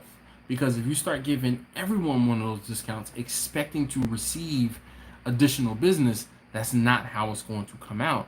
Because the person who did the original job is going to tell anyone else who does future jobs, oh yeah, they gave me a discount when I got their service, so they're going to expect a discount when they use your service as well. Pat Conti says, hey, I just started out catering because I did one cook for free and they love the food, but now I don't know how to charge. Any advice? Jamal, so I have if you go to my channel and look at the videos, I have a playlist, and the playlist is the frequently asked questions. One of the most frequently asked questions is your question. What do I charge? Okay, and watch that video. And in the video, I talk about, you take the cost of your food and you multiply it by 3, and that is what your base price to charge should be. Now, unfortunately, with the cost of meat nowadays, that's going to inflate your price. So that could, if let's say it could be $28, $29 a pound for brisket right now with the way things are as far as price. That's going to price you out of the market. So you have to take that with a grain of salt and adjust your prices up or down accordingly, so that people will still buy your food and pay for your food. So yeah. Lou says, agreed, always have a drip pan for the Kamado. And I'm 3 minutes behind. So your cost times 3, but you can adjust for your area. Yep. So, man, my dad and I did a vertical insulated smoker with 30 by 30 width and 48 tall cooking chamber. The new house we are looking at to buy does not allow girls outside overnight. Oh, that sucks. We built for charity cooking. All right. ACO says, I love comps. Well, more power to you. Should I spritz while using the water pan? Not necessary. Again, one of the reasons why I use water is so that I don't have to do any spritzing. I always use the water pan too. The cooks always seem more moist. Happy wife, happy house. Yep.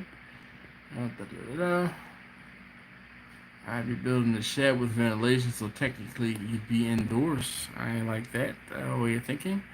You better hit it out of the park on that cook, though. Yes, indeed. I had a cook Memorial Day, got rained out, finished it in the oven, but turned out great. How do I repeat? So, you know what? I read Aaron Franklin's book. And Aaron Franklin, in the beginning, said he kept a diary, like a journal of his cooks. He wrote down everything that he was doing. So if you need to do that, then do that. It is one of those things where sometimes you just, you do something enough times, you're going to get it right. And every now and again, you might just have to write it down. That should bring your grease to your oven. There are also free calculators you can find online for free that will calculate your costs. Yep. I get more cooks, need a bigger smoker, offsetter cabinet. Jamal, that's up to you, man. And I advise, my advice is always try to buy the biggest thing you can afford at the time. And it's one of those things, man, where it just pays off. Where you're like, when I bought Bessie, I was like, man, this thing is huge. I'll never, ever, ever need anything bigger than this. Three smokers later, three additional bigger smokers later, or two. Actually, one bigger smoker, one smaller smoker later. I mean, and I have had cooks where I've used all three of them to cook.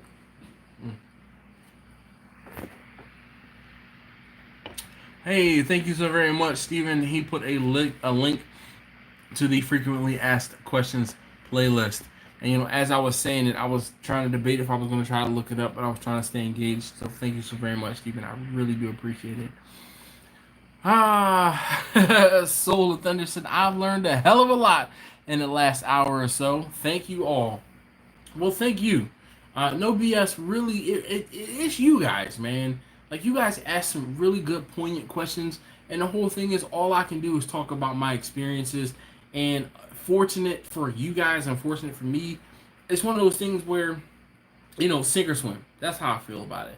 If I'm doing it, then there's other people that can do it, and you can figure it out. And sometimes that is really all it takes. Is you have to just say, all right, yes. You have to just say yes, and you have to figure it out later. There's going to be plenty of times when someone is going to approach you or ask you for something or want something, and you can always tell them, hey, look, I can't do that. But in the beginning, you can say yes. I'm yes. Just say yes, all right, and get it done. Figure it out, all right. That's it, and that's what's going to happen. I broke down and bought my welder and plasma cutter. I'm going to build my own smokers. Well, that's what's up, man. That is definitely what's up. I need a plasma cutter, something awful. That's a BMW. It's like a E36. Love the way that thing sounds. I've been BSing and I haven't bought a plasma cutter, but I need one. I need one. So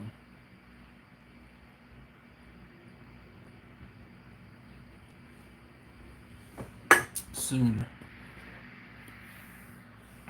No problem, Jamal, man. I wish I could give you better advice, but sometimes me on the outside looking in to your situation, I can't give you advice that'll be like critical advice. And one of the other things too, man, and I'll be completely honest with you, I don't want to put somebody in a position where I say something or I answer something or I tell you something how I did something, and then you try to mimic it or mock it, and then you fail miserably. And then you want to say, it's your fault that you told me X, Y, and Z. I don't want that on my conscience, man. So there's a lot of times I'm purposely vague with certain answers, or I'm purposely vague when I talk about certain things, because I don't want you to be angry at me for your own mess up. You know what I'm saying? Me said a plasma cutter would change my life. South Street says plasma cutter would probably burn down my garage. You'd be surprised, man. I watched the charcoal basket videos. I want to make one, but expanded is expensive AF. So metal in general has been expensive for the past 3.5 years. Just saying. There's been some developments that the cost of metal has gone through the roof, literally, in the past 3.5 years. Start looking for a 500-gallon grill. Actually, I have a line on a 500-gallon propane tank, John. It's just a matter of me trying to let things die down before I can go and get it. Kirk from the Eastern Shore, Kirk, who's always in here, he has a friend that has a propane tank that they want to get rid of, and I already told him I want it. It's just, like I said, it's just a matter of going and get it.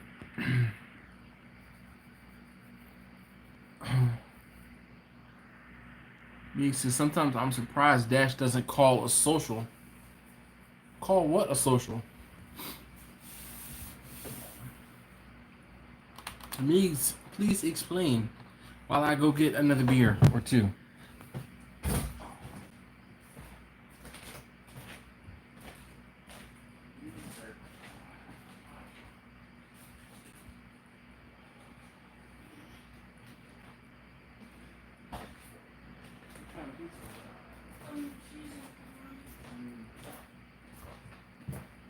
All right. My knees hurt a lot. Sorry for the extra added noise. We actually have barbecue seasons periods where it's more active for others. Some are more busy. I used to try and say I'm busy or here or I'm busy then or I'm less busy then. I don't, man. It's like one of those things where, of course, graduation time is usually big because people want to have like an outdoor graduation and they want to have a cookout. So I usually do 3 to 5 graduation parties a year, and with those graduation parties, I might do 2 or 3 outdoor cooks or on-site cooks. I might do a block party or two a year, but it's like it's kind of hit or miss, and it's just a matter of who's doing what.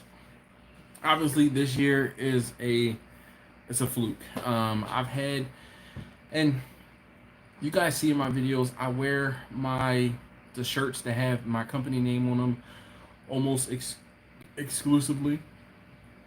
And I mean, I get people ask all the time, "Oh, hey, where's that place?" That's when I'm digging in my pocket and I'm handing them business cards. I am wherever you want me to be.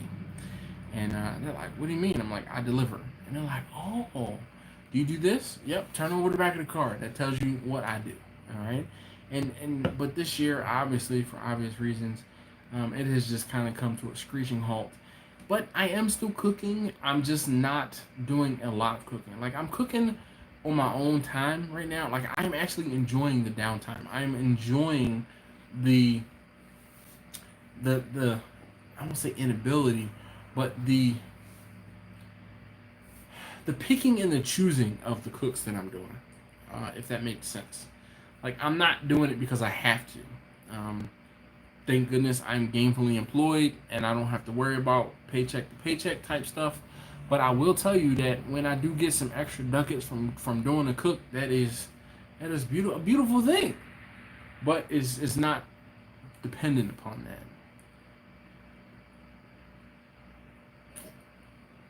Savage says metal is cheap in Texas. Come get you some.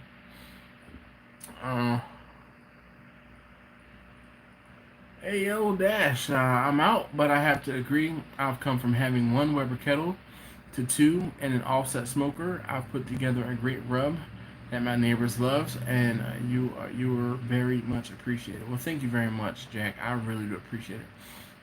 A social, everyone drinks. Yeah, I guess. Send me some. Mr. Dunk 305. All right, we got Miami checking in. Good stuff, friend. As I think 99 red E36 convertible. A good friend.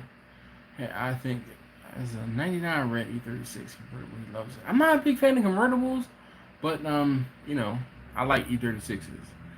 The season never ends. The spring, summer, fall, wedding season, graduations, Thanksgiving turkey, Christmas hams, turkey, prime rib, Easter hams, etc. There's always an occasion. Damn right, South Street. Damn right. There's the E36 again. This is that inline 6. What is that? E36 came with what is it? Not an M52, M50, S50. I don't know. Anyway, it doesn't matter. I love my boosted Plinko. This is my buddy Nick. I can't see your comment. It's covered up. I love my convertible. Yeah, he has a Jeep. Whoop-de-doo.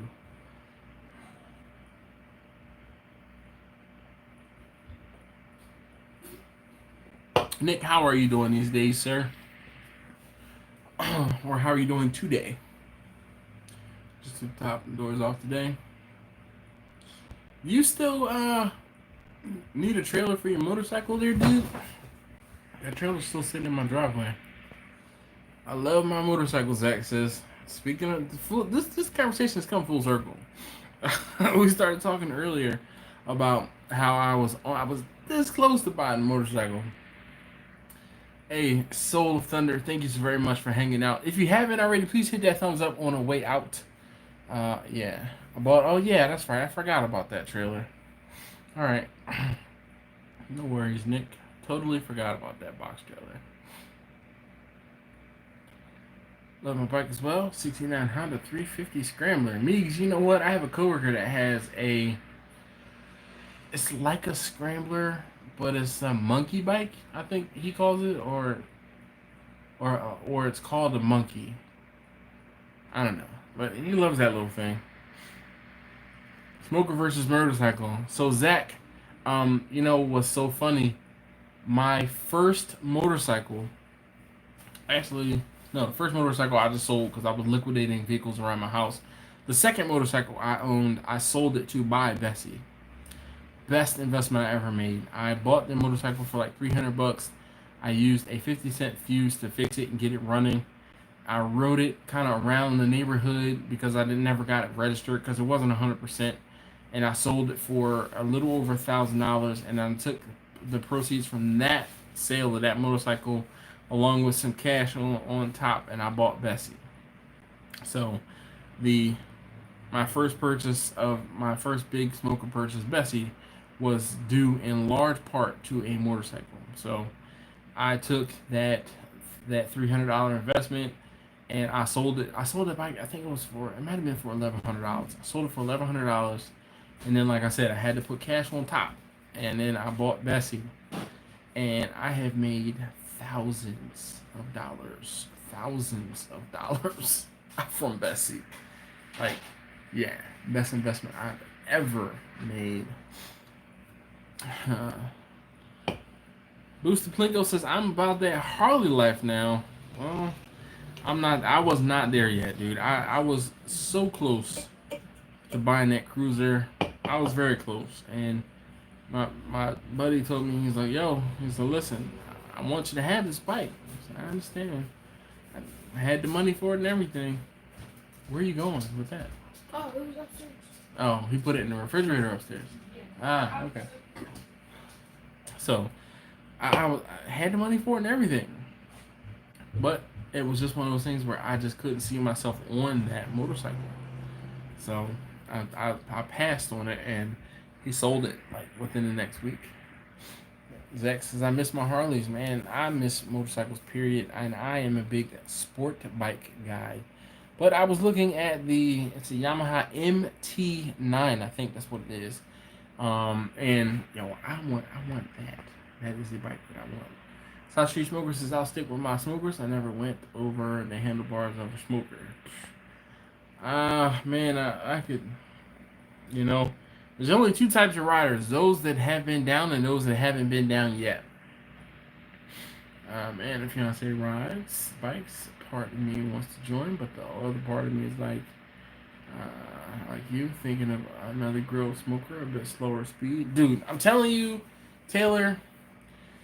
So here's the thing, right? Motorcycles are a social thing, unless you're not doing the social thing. But when I was on my motorcycle, it was a social organization which I got hooked up with. I don't know if I've ever told this story, but when I brought my motorcycle down here from Norristown, Philadelphia, the Philadelphia area, when my wife and I moved outside of Philly, when we moved on our own, I had this motorcycle. So I brought the motorcycle down from the Philly area to where we were living in Silver Spring, Maryland, right? And I went out for a day, and I didn't know anyone in Silver Spring. I didn't know anyone in Silver Spring aside from the few people I work with. I didn't know anyone. And I rode a motorcycle, and I'm riding, and I stopped at a light, right? And I stopped at a light, and this guy, and I don't remember if I pulled up on him or if he pulled up on me, but he pulled up and he kind of nodded and waved, and I was like, hey man, I'm new to the area. Where can I find other people to ride with? And he's like, follow me.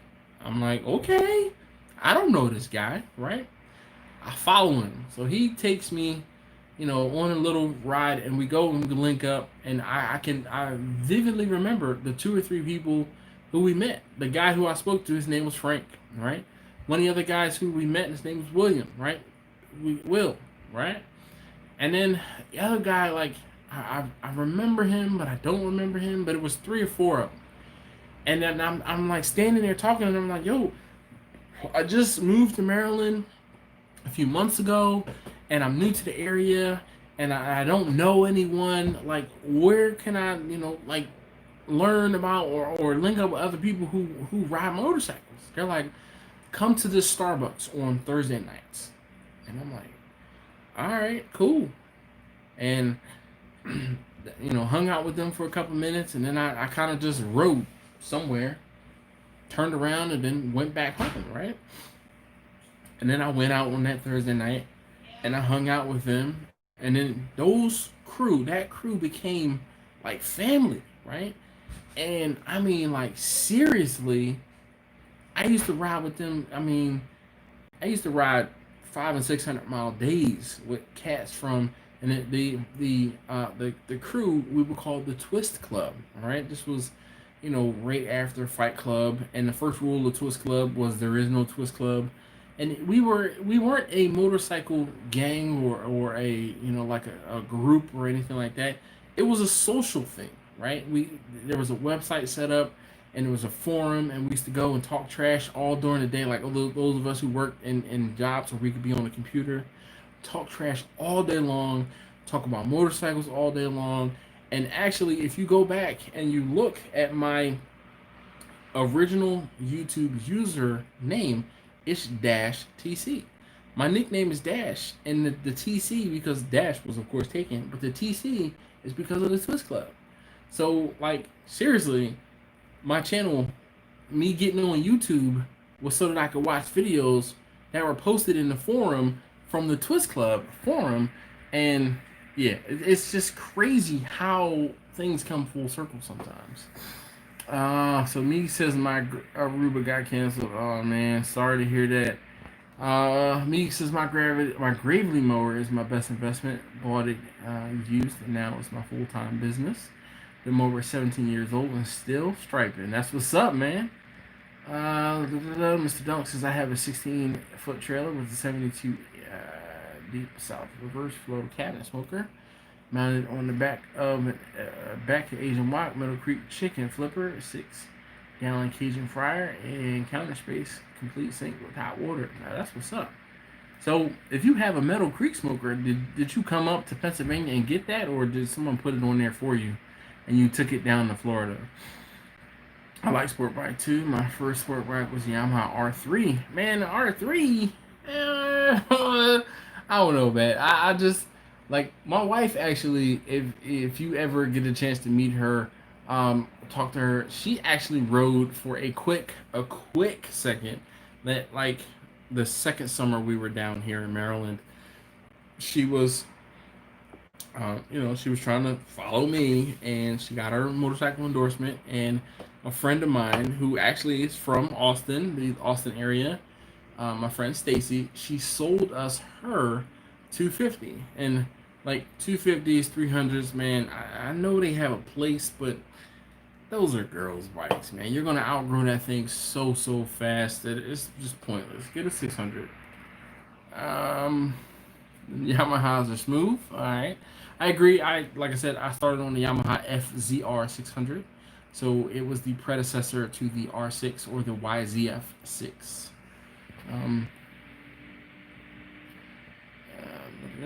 Nice. Zach said he had a 1990 FZR, big double headlight, one of the most beautiful bikes ever built. So South Street, I had a 92 FZR with a single headlight, the first one, and then the second one I had was a 94. And the 94, I didn't like it as much because I did not like the double headlight. Now, one of the things that I had a problem with the FZR is they had a skinny tire, and they were very difficult to find tires for because they had an odd tire size. So I have a friend that rode an FZR, a fellow, again, someone from the Twist Club. He rode an FZR, and they called him Skinny Tire for a reason. I like my cruisers. Zach says the sport bikes are really fun though. I want to have one of both. Yep. Thanks for sharing the bike story. I'll give you a second thought for sure. Getting old. Also tall and lanky. I'm sure there's a bike out there that will fit. Yeah. Oh, uh, Taylor, how tall are you? Because you can you can get like pegs, like you can get risers to bring you up, so you're not like hunched over so much, and you can adjust the risers because you're not the only tall person to ride. Dude, I used to ride with this guy. He was easily my friend Sean. He was like 6'4", and he was tall, skinny, lanky dude. And I mean, he had no problem getting on it. He rode a Gixxer 1000, I think. And that's one of the other things too. The bigger the bike, the bigger the displacement, the bigger they're going to be. Like you couldn't get on like the R3 that someone was just talking about. I think it was Zach was just talking about. You couldn't get on that because they're so small and compact. The bigger the displacement, even a Hayabusa. But here's the problem: your first motorcycle should not be a 1300cc motorcycle. It's just not, nah, nah. So it's crazy. Jimmy says he went from a Gixxer to a Tour Glide. Huh, big change. I can imagine. I found a supply here in Florida, and I had it custom built by M&R Specialty Trailers. All right, so I have heard of them. It's just I can't, man. I want a trailer. I just cannot afford a set trailer right now. And I know it's one of those things. I know I can, and like I'll work towards paying for it, but I just can't afford it. Zach says I think my next sport bike will be an R6. Nice. My first bike, Camwear says, was an '87 Yamaha YSR 50. Wow. South Street Barbecue says he's 6'5" and didn't have a problem on his FCR. Like, I mean, I'm not 6'5", I'm 6 foot tall, but I'm a little wider than you probably are. I've been a fan and following your channel for about 2 years now. This is only the second time I've caught a live video. Love the content. Well, thank you, Mr. Dunk. Mr. Dunk, what is your name, sir? So that I can address you as such. Don't mind calling you Mr. Dunk, but I mean, if I can call you your name, yeah. Zach says, after my R3, I think an R6 would be perfect unless the wifey wants to ride too. But that's what the cruiser is for. That's what's up. Hey, Johnny, how you doing this evening, sir? I mean, I just, the motorcycles have a place. And that was kind of one of the things, like, so my coworker, and this is one of my best friends, right? I've worked with this guy for a very long time, and he's actually my manager. So he's like, yo, man, I'm selling my bike. I want to give you first dibs. I'm like, oh, man, that's what's up. How much you selling it for? He gives me the price, and I'm like, all right. So I'm like, well, how am I get the money? I don't really have $5,000 just sitting around. So just so happened, we got some things going on with the house, home equity, doing some things around the house. I tell my wife, she says, take it out to home equity. I'm like, what? You're giving me permission to do that? She's like, yeah, kind of one of those things. I'm like, okay. All right. But it got to the point where I was hemming and hawing, and I slept on it because I'm not ready for a cruiser. Like, that's not my style right now. Like, nothing wrong with cruisers, nothing wrong with riding slow and more upright and stuff like that. I just want the more agile, nimble, going in like the twisties. That's what I'm looking forward to. Leaning into a turn, not necessarily leaning back and going like that. I want to lean into the turn to get my knee down. That's what I'm into. That's what I miss. Like that. That is what I miss. So I started looking around, and I started looking, and I found the Yamaha MT9. And I looked at that thing, and it's not a full. My ear itches. I cut my ear shaving my head last night. Anyway, not as sporty as an R1, but it basically has a detuned or a smaller displacement R1 motor in it, and it's about the same size as R1, but it's more of an upright position, and that bike has my name all over it, and I'm probably going to get one. I probably am, and it's one of those things where, again, talking to my wife, she's like, is this now going to be one of those things where you're going to be out riding all daggone day, and you're not going to be home, and you're not going to be this, and I kind of felt guilty because probably will, but at the same time, it's like I need that, like I need to ride. Like, there's just something about it, just a void that I can't fill with anything else. Anyway, time to get ready for work. I guess I have a great night, everyone. South Street Barbecue, be easy. It's Joseph. Joe will be fine. Well, I can try to remember that, Joe.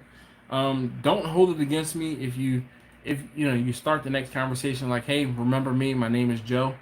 And I'll try to remember. I can't, like I said, I can't guarantee it. Jimmy trying to get you hurt. This is James. Throw your leg over a Busa and see what's fast, dude. So I have a healthy respect for motorcycles. Healthy respect for motorcycles. I've been down. Hey, Uncle Steve. What's going on? Uncle Steve, hold on 1 second.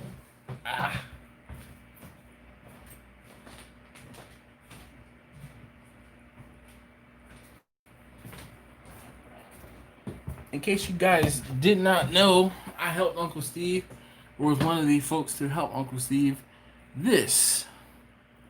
Focus. Oh yeah. There's a new flavor in town. The sweet and spicier.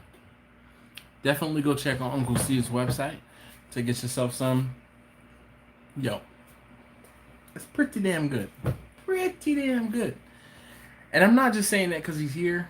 It really is. It really is good.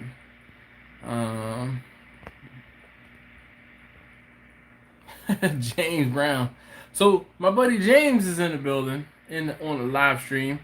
James talking about motorcycles. So James is into dirt bikes between the sun and quads. Dude, I want to ride the quad because I am itching to ride something. So we're going to get together at some point soon. I want to ride the quad because I think that might fill the void that I'm feeling for at least right now. Taylor says, Dash and everybody else, thank you all for a fine evening. Happy grilling and happy riding depending on your position. May we all find affordably priced meat and barbecue soon. Yes, indeed. Uncle Steve says, y'all check your mailboxes soon. That's what's up. If you have some experience. Yes. Joe says, yeah, it was a pretty big investment with all the equipment. I'm into it about $14,500. Plus, I have a cotton candy machine, a snow cone machine. I just received my proofing holding oven from Advanced Full Size. Wow. I expect 2 wheels no matter what size. That's what's up. Yeah, gear and fear will keep you here was my motto back in the day. But I'm watching others before Zach. I know what I'm talking about. So much work that needs to be done to the house, but I felt guilty taking the bike out when I had a perfect day to work on the house. I feel that itch all the time though. Man, yeah. So James, everybody, my buddy James. Dude, can we congratulate James? James just bought a house, so he's got, welcome to the club, sir. Just as I figured I would have everything I need to be able to handle a birthday party or a huge event. It sounds like you do, man. All of those things all wrapped up on a 16-foot smoker or a 16-foot trailer. See, bro, people don't know how the clutch works. It's not a toggle switch. No, it is not. The YZF 450 ain't no joke. Yo, yeah. I always said, James, I always said I wanted a quad, but I was more of a street bike rider, so I never really got into dirt, off-road type stuff. But yeah, they look fun, and of course, me living in Baltimore, I hear the wheelie kids, the 12 o'clock boys, all the time, and the pack. All right, but I would never ride with them or roll with them. Stay away from Nationwide. Mine burnt down. Nationwide don't pay.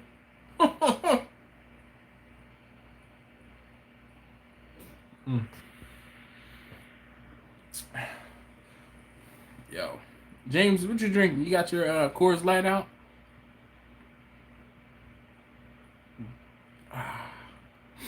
Holy cow, we're going on 2 hours, and y'all just still want to talk, or y'all ready to go to bed?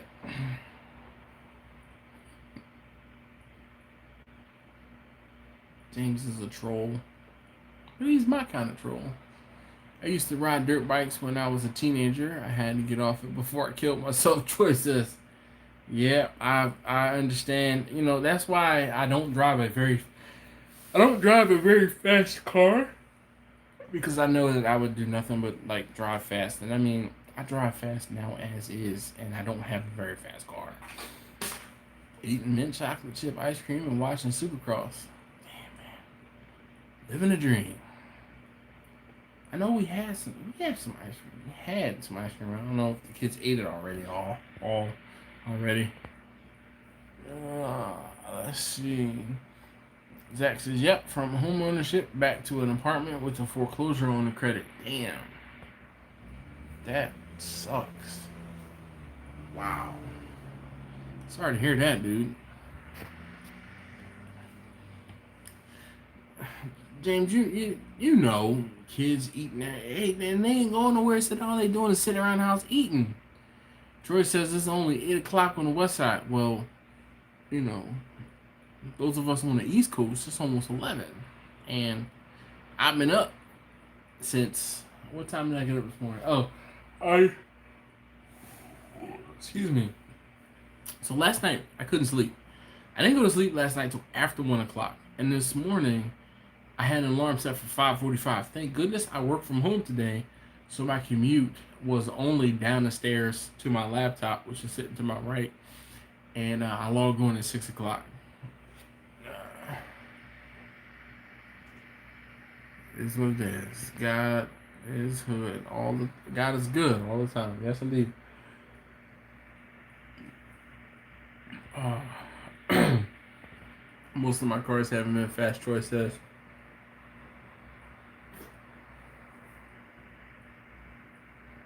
Shoot, slow cars have saved me. I mean, if I had a really fast car, I would drive really fast. I don't have a really fast car now, and I drive relatively fast. So, I told you guys when I came back from Germany after driving on the Autobahn, me driving 90, 95 to and from work felt slow. It felt slow.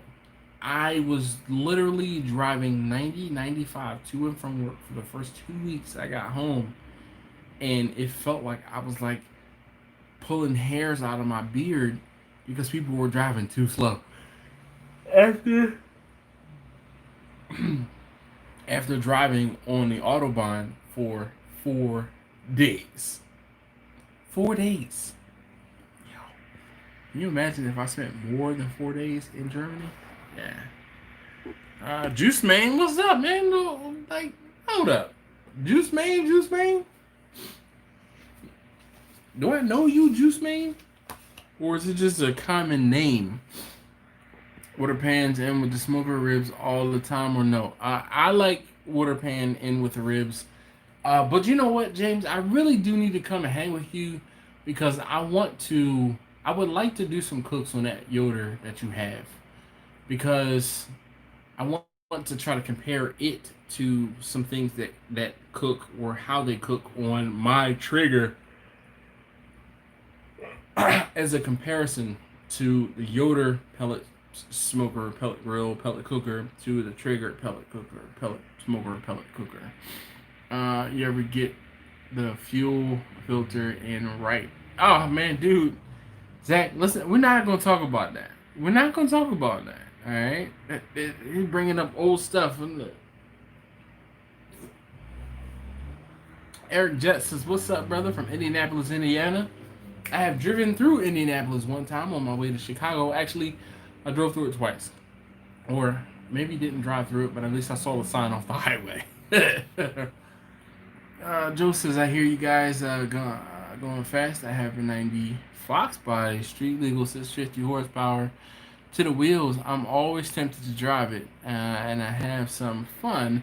But recently, I've been cautious about driving it, dude. Man, you got a Fox body, notchback, hatchback, vert. Come on, man. You can't just say you got a 90 Fox body and not give us all the details." I've been in here a few times before. Juice Main says, "All right, well, man, dude, what the hell? You know, I know you. You can say hi from time to time." Oh, looking at. Have I looked at donks? No, I'm not into donks at all. Now, I will tell you that I would love a Mercury Marauder, but I would not. No, that's about it. Exactly. He said Fox body. He put the yeah. We'll talk about it. Please come through so we can compare. I'm right down the road. Oh, I know, James. I know. Smoker. Big Mabel a while back. All right, Juice Man. Okay, so all right, so a friend of mine who lives in my area locally goes by. His name is Juice. They call him Juice as well. So that's what I thought it was. But understand, I talk to a lot of you guys, and sometimes everyone kind of looks, yeah. I had a 95.0 GT convertible. Was it green like in Boys to the Hood? Or, yeah, Boys in the Hood? Notches of nothing, James says. Uh-oh.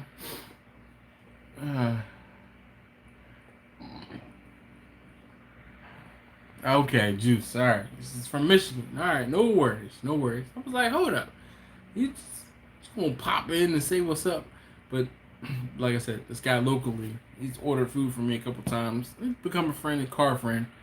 My wife was lucky. Her first car was a Fox body Mustang. Shoot. You know what's so funny? My aunt, actually it was my grandmother's car. It was a Fox body before they were like the good Fox bodies. It was actually no, it wasn't a Fox body because it was a 70. So whatever before the Fox body, I think it was a 79. It was like the 4-cylinder Econo line. Economy. It was the bad Mustang, like worse than the Mach 2 Mustang. And it was pumpkin orange, man. We used to call that thing the pumpkin. And it went from my grandmother to my aunt, and then my cousin drove it. All right, so Mr. Dunk says he's got a hatchback. You a baller, huh? You a baller? You feel sorry for who? I feel sorry for your mother. What? What you say? What you say about my mama?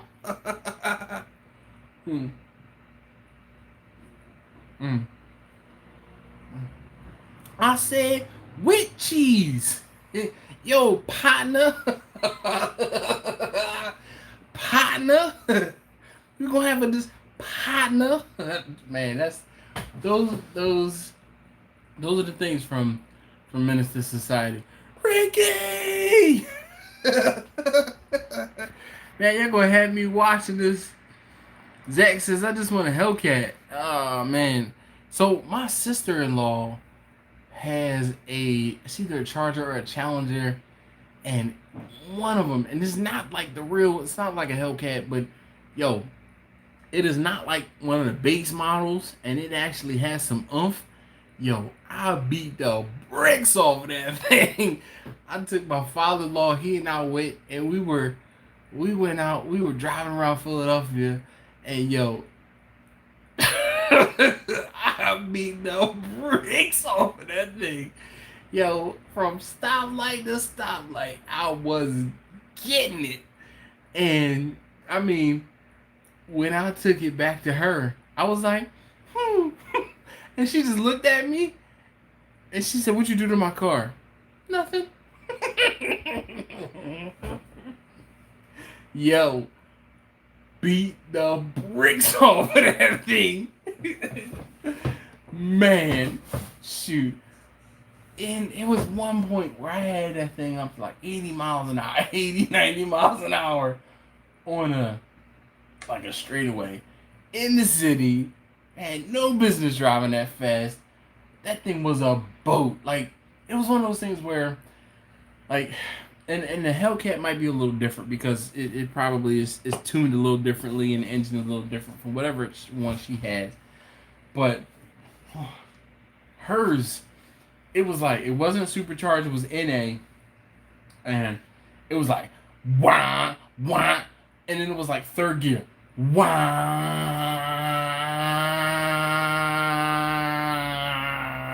and I'm like, and then I had a brake.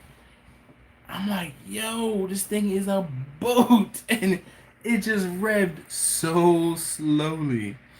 But yeah, I had a ball in about 15, 20 minutes. I beat the brakes off of that thing. And then got back to my in-laws' house and tossed her the keys like, doo. And I'm like, yo, Pop, we not going to talk about what happened on that ride around the car. Like, he was like, nah.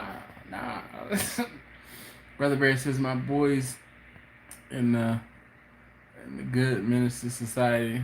Not Boys in the Hood, but Minister Society. All right, I'm sorry. Get a 600. No. Krampus. Zach says, I do have a Nissan Sentra SER2, though. It's fun. Dude, James, we can tell you about a friend of ours that has a Nissan Sentra or had a Nissan Sentra.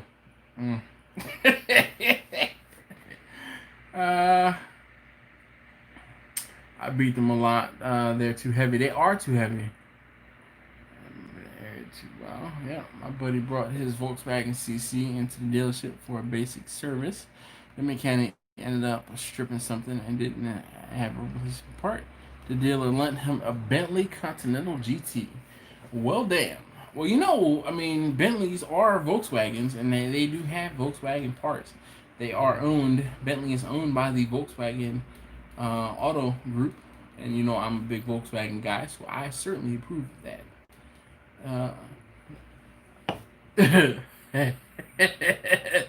Oh my gosh, dude, my buddy James says, yo, what a show that was, the Nissan. Dude, so my buddy, his Nissan Sentra had the roll up, the roll up seatbelts, and one of his roll up seatbelts stopped working, okay? And because of the fact that it stopped working and they were covered under warranty, Nissan, get this, bought back the car and totaled it because they could not replace the part. I'm going to say it again. He had this Nissan Sentra that was, it was his daily. Like, he used to drive it. It was his commuter car. He found this car, and it was some grandma's car, and it had like 40,000 miles on it, and it was like 15, damn near 20 years old. It was ridiculously old, and it had less than 50,000 miles on it, and he used to commute in it, and his commute was only like 5 or 10 miles to work, right? And he used to take it to the dealer for service. You got like a 90 or a 92 freaking Nissan Sentra. You taking it to the dealer for service. Come on, son. Yo.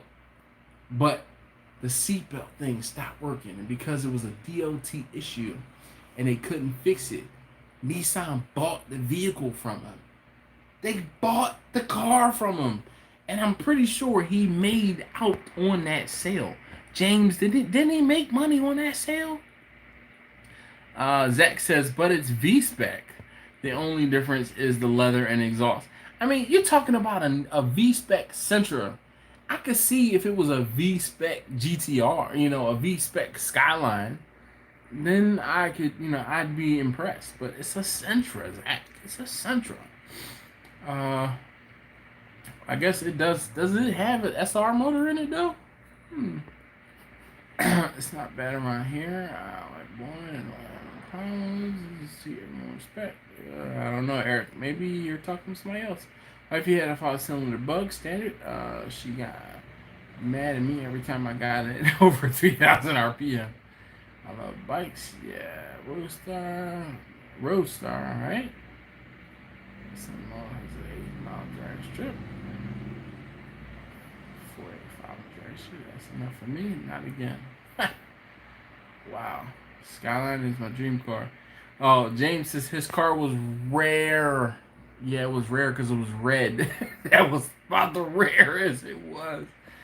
He said, other than cruising University of Minnesota campus with the Bentley, he said it was a pain. He lived in an apartment and didn't dare leave it in the parking lot. He kept it at his parents. Not respect. Oh, just exhaust away. Oh, okay. M&M Smokers, what's going on? How you doing? 911 Turbo. So speaking of Porsches, those of you who've been around enough or long enough have known that I went to Germany and I went to the Porsche Museum, and I would love to have a Porsche before it's all said and done. Like, definitely. Yeah, with how fire. Okay, no problem, Eric. It's cool. I mean, I know y'all have side conversations. I'm going to get another beer in a second. Hold on. Finish that one. 2, 4, 5. All right, I think I got 1 or 2 more in the freezer. Hold on.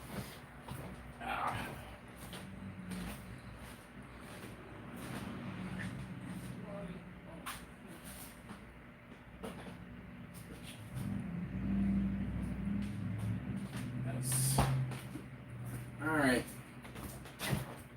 I have 2 beers left, and then we're finishing this out. Been working on the pit all day. I gotta do family time. See you later. No problem. Definitely be. Good luck with that, man. Like, the progress is amazing. My buddy had a 911 that ran. Had some issues, but it just let it go because he didn't want to mess with it. Dude, shoot. I would love to get a Porsche.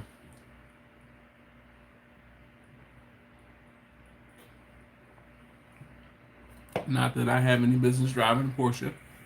I want one though.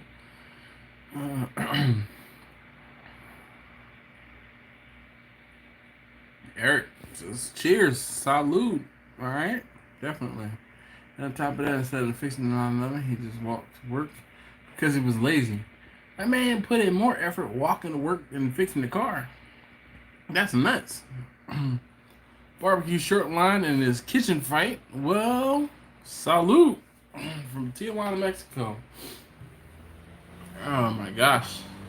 So those of you guys who are still hanging out, I guess, I always tell you guys that you get the privilege of seeing the video for tomorrow. And tonight is no exception, so let's paste the link for the video for tomorrow, so you guys get to see it ahead of time. as a thank you for hanging out with me on a Wednesday evening. That is a Honda Accord, and it sounds like absolute garbage. All right, garbage. And that person who drives that Accord, it is the worst. Absolute worst. But anyway, I want to say thank you for hanging out with me. So yeah, Troy says I've wanted a Porsche since I was 12.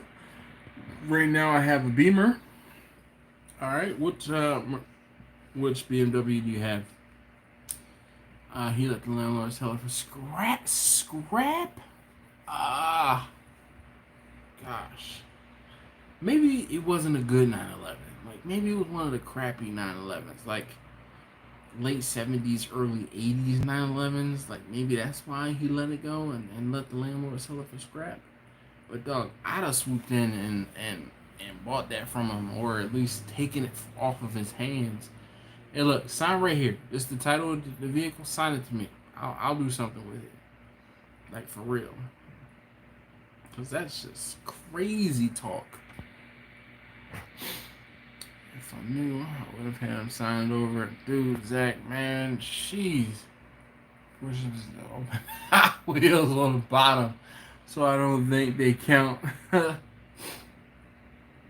Alright, Troy says a 13.535i. That sounds pretty good. I was some big diesel guy, so I've been looking, or I have looked at like the 335Ds, but they're just not big enough.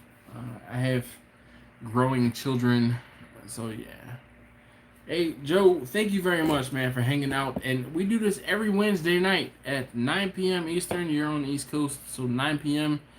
And usually the live streams go for about 2 hours. I mean, I'm feeling froggy, so I'm about to jump for another half an hour or so. And we kind of just shoot the breeze. The first hour, I try to stay on topic. I do a horrible job most times of staying on topic. But the second hour and then beyond, we obviously, you see, we were talking about Porsches and my friend's Nissan Sentra and whatever else we kind of care to talk about. So, yeah. Zach says the interior was shot but just needed a few sensors for drivability. Alright, well. Conrad says SVE said yesterday they're making a 2020 Canyon Cyclone. What? The same people who made the newer Chevy Camaro Yankos. What? A Canyon Cyclone? Dude, you are speaking to my childhood. Oh my gosh, man. Between the Typhoon and the Cyclone as a kid? What? We've talked about the Typhoon and the Cyclone before. And, yo, what? I know the feeling, bro. I got 5 children's. Shoot, Eric. Yeah. Guns and Barbecue says, he's talking to me. This is always a good chat. Well, thank you. Graham 6.2 and the 3 Series just felt cramped to me. Yep. And you know what? My whole thing was I couldn't afford and or find a 5 Series diesel. It just wasn't as readily available as a lot of the 3 Series diesels were. And I can't afford like a 7 Series or, yeah, nah. I have 5 damn vehicles. Anyone want to buy one? Insurance sucks. Zach, what you know? Well, you have the Nissan Sentra. I guess your wife's Beetle. 2 motorcycles. That's 4. What's the 5th vehicle? I've been paying attention. Hey, well, Joe, definitely set the notifications. But I mean, I talk about it, or I try to talk about it at the end of almost every video recently. I talk about the fact that, you know, we do this live on Wednesday nights and bring a refreshment.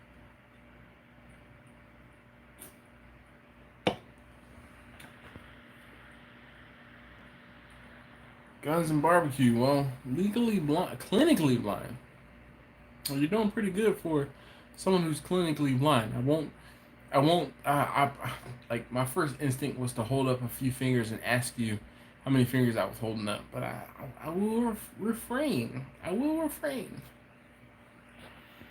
E38, baby. 740 Li. No, sir. No, sir. I you know, my pockets aren't that long, man. I like the BMWs. I can't afford to maintenance on the BMW, though. I got 2, both soccer vans. Enjoys parenthood. Yeah, we have the Chrysler Pacifica.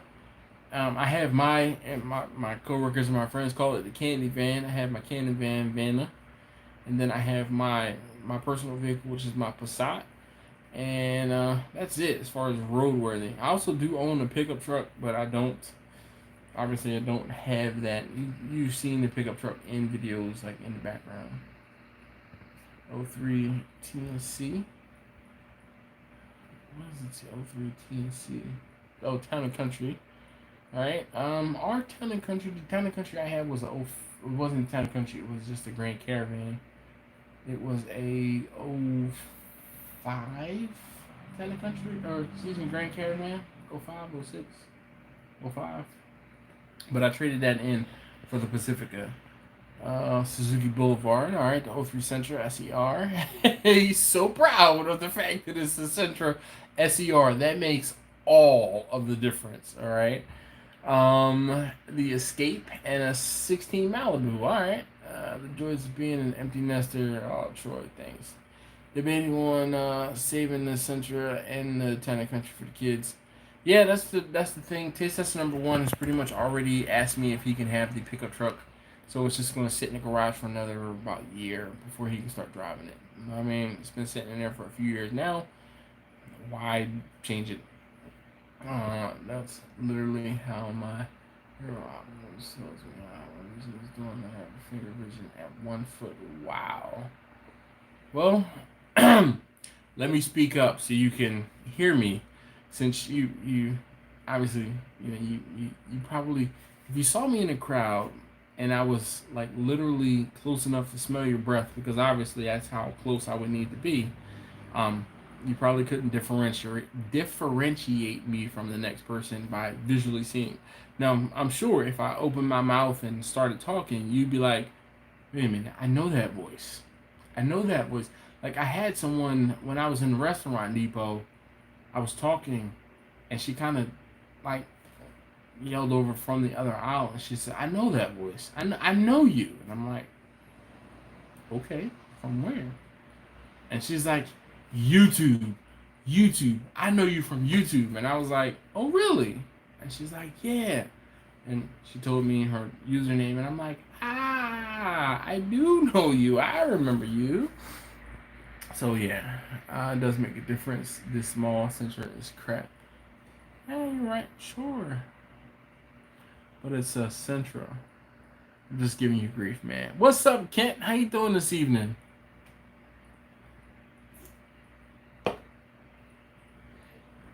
Kent, I need to talk to you because I just recently got some stickers. I want to send some stickers your way. I told you I was working on a re-up for the stickers. I just got them in earlier this week, and I will be working on getting some stickers sent out to everybody. Stuff. We will probably need dancing partners for me to give anyone your description. Well, like I said, close enough to smell my breath. That's what's up, Kent. This is doing well. I am doing just fine. I'm peachy freaking keen. Uncle Steve stopped in, and I showed off the new seasoning, and that's pretty darn good. Me and Dash can't be friends anymore. He makes fun of his SER. You bought it, so you kind of made the first move of making fun of yourself by buying it. That's like people who buy PT Cruisers. What? For real? A PT Cruiser? You bought a Sentra, dog. A Sentra.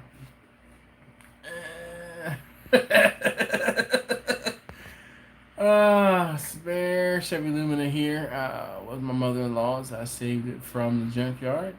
It has gotten us out of tickets, literally. Officer felt bad. Damn, Karen.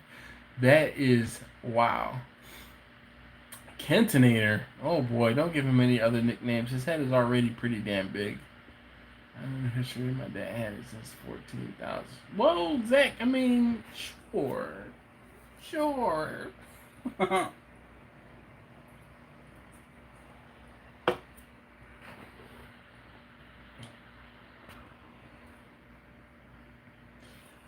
Mr. T with no mohawk. I gotta try 10 samples of the new rum. What? You haven't done that yet? What is wrong with you? He already got the focus group and the results, and you haven't even tried it yet? Man. Zach, I know all about reliability. Check out Uncle Steve. Definitely check out Uncle Steve. The website is UncleStevesShake.com. Let's see if I can put that there. Uncle Steve's Shake.com. And when you place your order, hey, tell him you saw me talking about it, just so he knows that that I'm telling him, I'm spreading the word.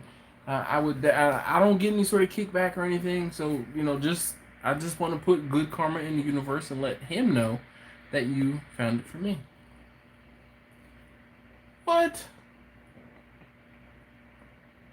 Convertible PG Cruiser looks like a picnic basket. Wait a minute, Guns and Barbecue. You're clinically blind. How do you know what a picnic basket looks like? Just put it out there. Just inquiring minds want to know. Zach says the wife traded the Beetle for $500. I was mad, man. Shoot, you can get $500 for the engine. Shoot, I was an influencer. Yes, I sent them the results 2 weeks ago. Okay, all right. Dude, so we have used, I think, 1, 2, 3, 4, 5, 6 of the 10 samples.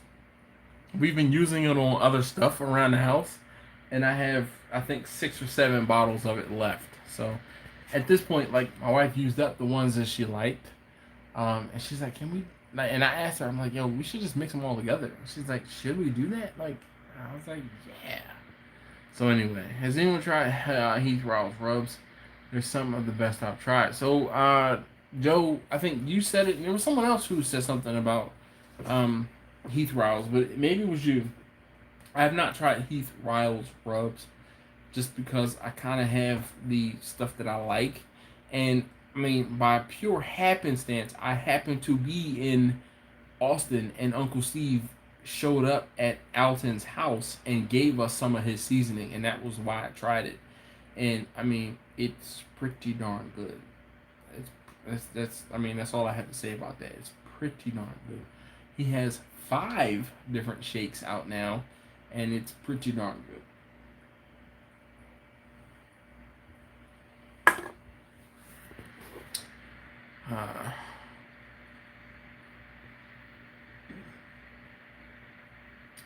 Eric says in defense, they all had over 300,000 miles on them. Dude, my wife's Grand Caravan, and the whole thing was my Expedition died, and I bought the Grand Caravan. She was driving a Mitsubishi Diamante. I started driving her Diamante. She started driving the Grand Caravan, and then the Grand Caravan became our family vehicle. Like, as my first son was born. Actually, my oldest was born when I had the Expedition. And then when my second son was born, I blew up the Expedition. I had a blown head gasket. And I traded it in for a Grand Caravan because we needed a big... And that was also when fuel prices were like freaking going through the roof. So, yeah. B. Frederick, nothing much, man. How you doing this evening? I was going to use it to teach the kids to drive. All right, stick. All right, cool. I'll try them out. Yo, definitely. It does look like a picnic basket. Oh, okay. So Guns and Barbecue says, I lost my vision 2 years ago, right after dropping 6,000 on the new smoker trailer. So what happened to the trailer? I mean, do you still have it? I mean, just asking for a friend. I'm not looking to buy it, but just asking for a friend. I was getting ready to wink at you, but you probably couldn't tell if I was winking or not. Oh man, I'm sorry. I hope you don't mind. And I joke, I kid, but like seriously, I'll cut it out. I don't, I kid, I do. I'm using the new shake for my wing cook-off. CJ and I both mix all of them together and add a little salt. Damn, he says. That's what's up. The cube looks like an aquarium. What are the different flavors of Uncle Steve shakes? It's funny, you should ask that. 1,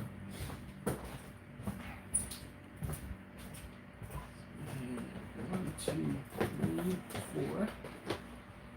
So I just so happen to have a little like Tupperware container, Rubbermaid container of seasonings that I have on the table right now.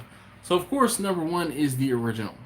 Okay, or the first seasoning from Uncle Steve's is the original. And don't let this full container fool you. I just ordered a re-up, and this is why I have this. Number 2 is the thick meat, or actually, I won't say number 2, but then there's the thick meat. Okay, again, Uncle Steve shake. Oh wait, I have thick meat here twice, which means so this is the spicier. Okay, spicier. This is the original spicier. Then there is the Gator Shake, okay, which is, like number 4. And now we have the sweet and spicier.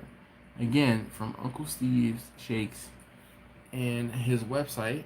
There it is again, UncleSteveShake.com. Like I said, if you go and order something, tell them I sent you. Of these seasonings, my favorites by far, the Gator Shake, the thick meat. I really am digging the sweet and spicier, and I like the spicier as well. The original and the look, the original is good, but I feel like you need something in addition to the original. Like you need to add something to it. So, like,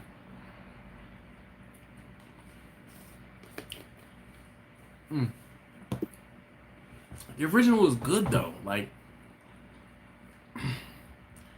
it's a good seasoning. Like, let's see what it says here: salt, garlic, spices, sugar, paprika, cornstarch, monosodium glutamate, calcium.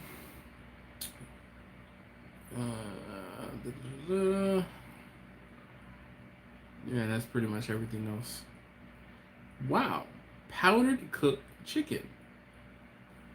Alright. Never would have thought that was a possibility. But, I mean, it's good. And it's just one of those things where it really is it's just good. But I want something else, right? So I would take the original and then mix it with like the spicy, or take the original and then mix it with the thick meat. To me, the Gator Shake stands on its own. Now we've been using Gator Shake almost exclusively on seafood because the Gator Shake has that citric acid in it, and it pops. All right, so Jimmy says he sent me a picture of the new cooker on his new cooker on Instagram. Yeah. Over 6 blades I bought for $400. Drove it for a year and sold it for $700. Shoot, that's my kind of math, Zach. That's definitely my kind of math. He must be able to see a little better. Matt says he can read. Post in the comments. He might not be able to read the comments. He might have for my work, I'm trying to think what it's called, like a text to speech, or like a Zoom text type thing. But yeah, I still have it. I still do my thing as I can.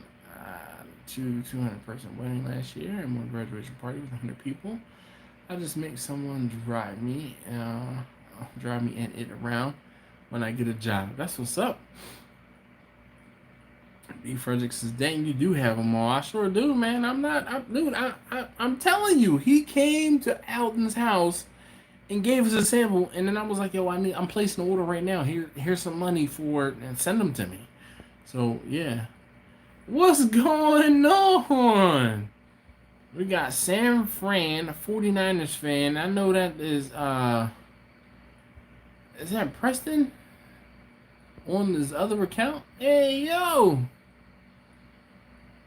It isn't a dud in the bunch. You're absolutely right, Grumpus. They all are good in their own right. Gator Shake on shrimp and popcorn, money.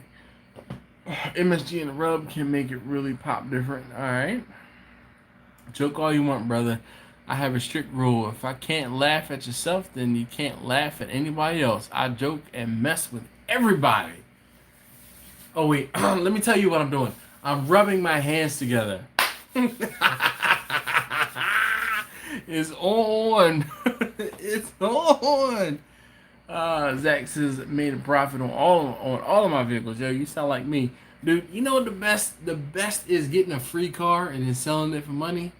I won't say 2 for 2, but I got a free Acura Integra that was actually from my program manager, and he came to me and he says, "Hey, I know you're into cars. Do you know how to donate a vehicle to charity?" And I said, "I'm a charity." And he's like, "Seriously? You want the car?" I said, "What car is it?" He said, "It's my Integra." I'm like, "What's wrong with your Integra?" He said, "Well, it overheated on my way into work today. I dropped it off at the gas station on the corner, and they told me it probably blew the engine because it's seized. It won't do anything right now." And I said, "All right." I said, "You know what? I said, no, seriously, like, I'll take it." And he was looking to get rid of this car. He had this car since, like, brand new, and it had, like, 150, 160,000 miles on it, and he was just ready to be done with it. So he's like, "Listen," took the key off the key ring. He said, "Here, go and get it from the gas station by Monday. If you go and get it by Monday, you can have it." He said, "After Monday, I'm donating it to charity." He said, "I'm going to find out how to donate it to charity." And this was like Thursday or Friday. My father-in-law just so happened to be coming to my house that particular weekend. And I'm like, "Yo, Pop, we got to go get this car." He's like, "What?" And the pickup truck I have in my garage, we flat towed the car probably half an hour, 45 minutes from my work or near my work to a home. And, because the car is so light, it's a little Acura Integra. Now, mind you, my father-in-law is balling. He's doing like 70 going up the Baltimore Washington Parkway, coming from outside of DC, headed back to Baltimore, and he is balling coming up the highway. And I'm like, yo, I had to call him like, "Pop, slow down." Like, I have brakes and I have steering, but yo, slow down. You are driving too fast for me in this car that is not on. So, but it was an experience to say the least. And the whole thing was, I put it in the house, brought it in the house, and then at the time I was looking at, like swaps, and the whole thing was to use like a B16 head on a K, it was crazy what I was looking at, right? And I'm, well, if it needs an engine, let me look into Honda engines. I don't know nothing about Hondas, but I'm looking at Hondas. And it was like a hybrid type thing, like a Franken Honda engine with like a B series, like a small B series bottom end, and a different B series like B18 head or something. It was something kind of crazy at the time. It was like the bee's knees. Now everything now is like K swaps, K swaps, K swaps, K swaps, but it wasn't a K swap. It was a and I don't know if it was a K bottom end with the B series top end. I don't remember. But I put that car up on jack stands and I let it sit in my garage. And then I finally just got to the point where I was like, you know what? I got all these vehicles around my house. I had the Integra. I had a Volkswagen Jetta TDI. I had my oldest Sous Amigo. I had the motorcycle. I was like, you know what? I have all these vehicles around the property, and I'm selling them all. I sold that Integra for almost $600, and it sat in my garage for like 6 months, and all I did was jump it. Like, I put a jumper, jumped it, started it, put it on Craigslist with it running, and I walked around it, and then people came from Pennsylvania and drove the damn car home. It ran out of gas across the street from my house, but that was neither here nor there. They drove it home, and I never heard anything else about it. But I mean, so I got that car for nothing, and I sold it for almost $600, and then I also got that it was a 01 Jetta TDI, and I got that one for free as well, and I sold that one for $1,500.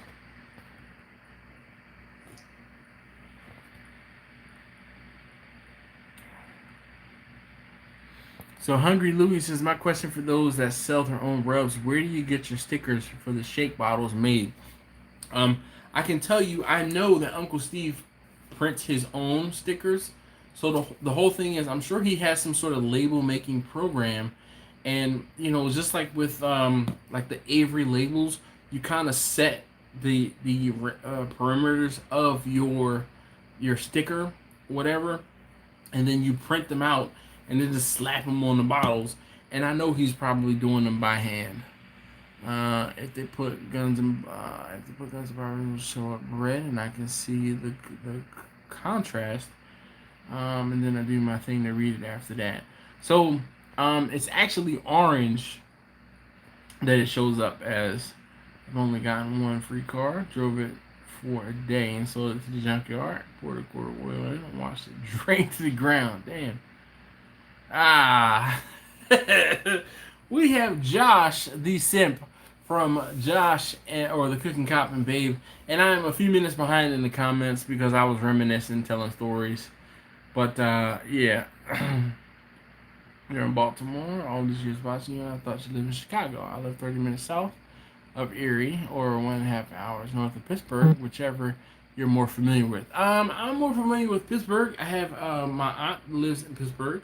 Well, she lives in Verona, but it's just outside of Pittsburgh. But cool. No, I live in Baltimore. Yes, sir. I mention that all the time. B. Frederick says Vistaprint. Texas style barbecue and cuisine. We have Chef Johnny. What's going on? All right, Kent. Thank you. I definitely, like I said, need your address, and I will send you out some stickers. Chef Johnny, for sure.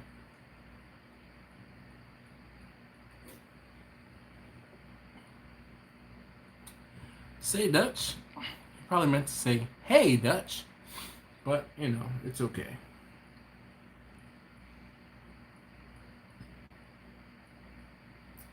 Clearly, my hearing is not as good as my vision.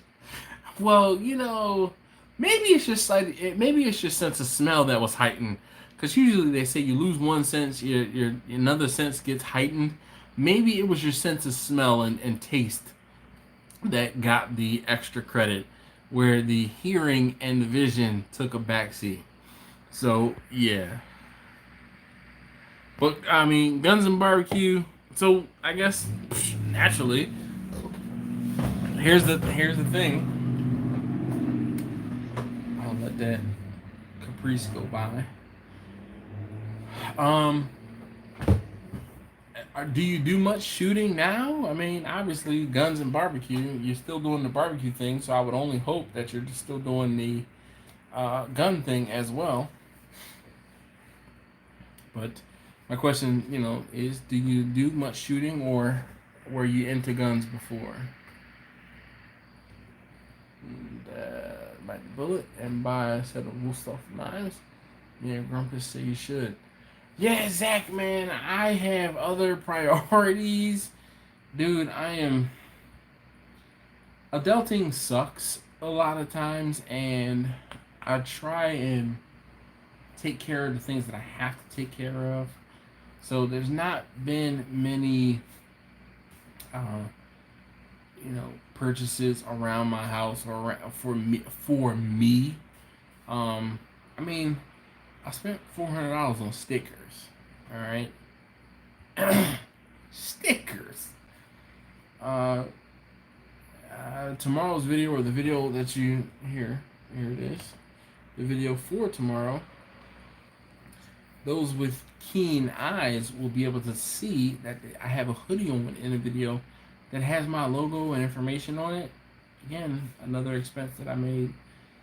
So knives. Well, I would love a good set of knives. Just not in the, I won't say cards, but not something I could do at the moment. I've been trying to invest back in the business. Guns and barbecues as much as I can. Do you just shoot aimlessly? Like, how does that work? No, that. So, Chef Johnny, no. So, guns and barbecue, he is clinically blind. And we've been talking about him being clinically blind. And he made a comment talking about how he, obviously his hearing didn't get heightened. They say you lose one sense, another is heightened. and just kind of joking that it wasn't his hearing.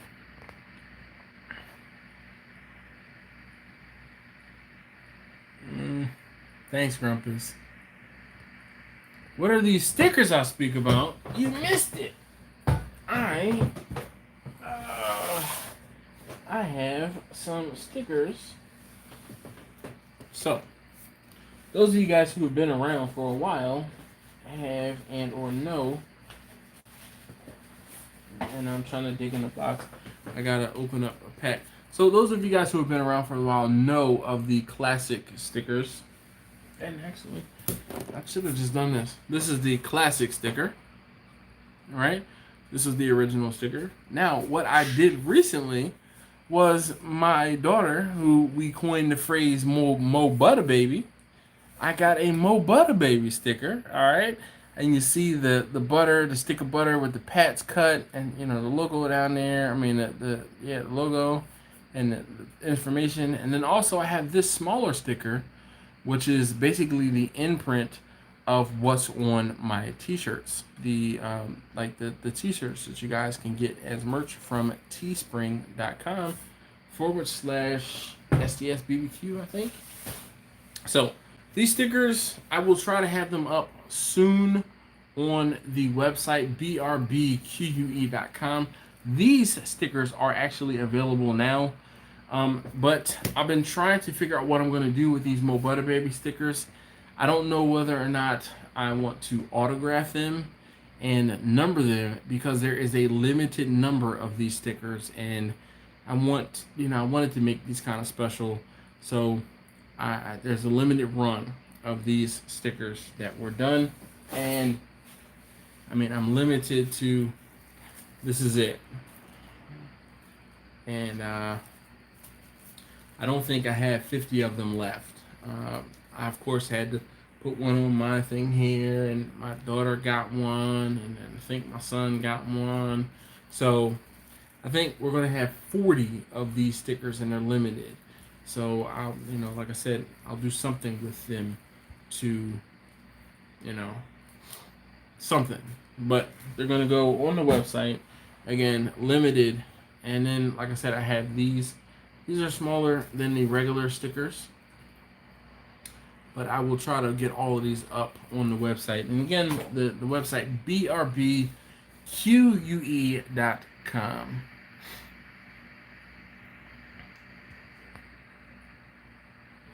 Zach, he says just do it and never look back. I was kicking myself until I got him. I hear you.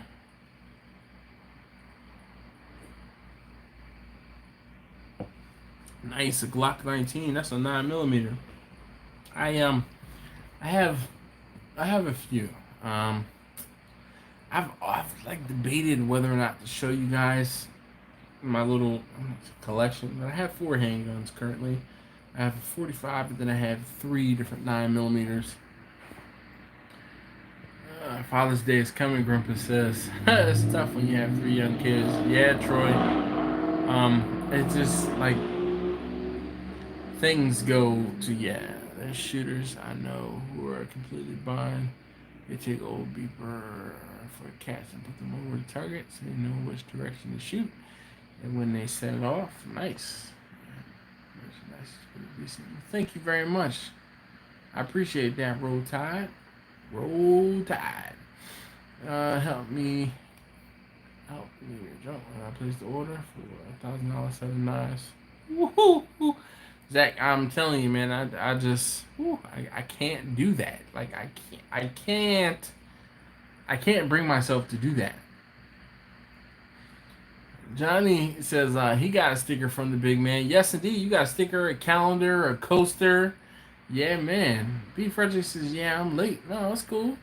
Luckily, I had limited edition, so I'll still try and use bright green targets. So I can trust well with the range for me. And aiming is simply muscle memory. Yeah, right. Yes, Kent, I got you. It's just a matter of, like I said, getting the address and then actually putting them in the mail. I need to get my stickers made. Recommend quality company. So Grumpus, I get my stickers all done through stickermule.com. Now the hard part is not getting Sticker Mule to make them. The hard part is getting the design done that is Sticker Mule friendly. I had a friend who actually the first stickers I had made were done by a friend who does um, I won't say interior design, web design, and graphic design actually. So he helped me make the sticker, and then he started working for another company or a company, and he wasn't doing it for himself any longer.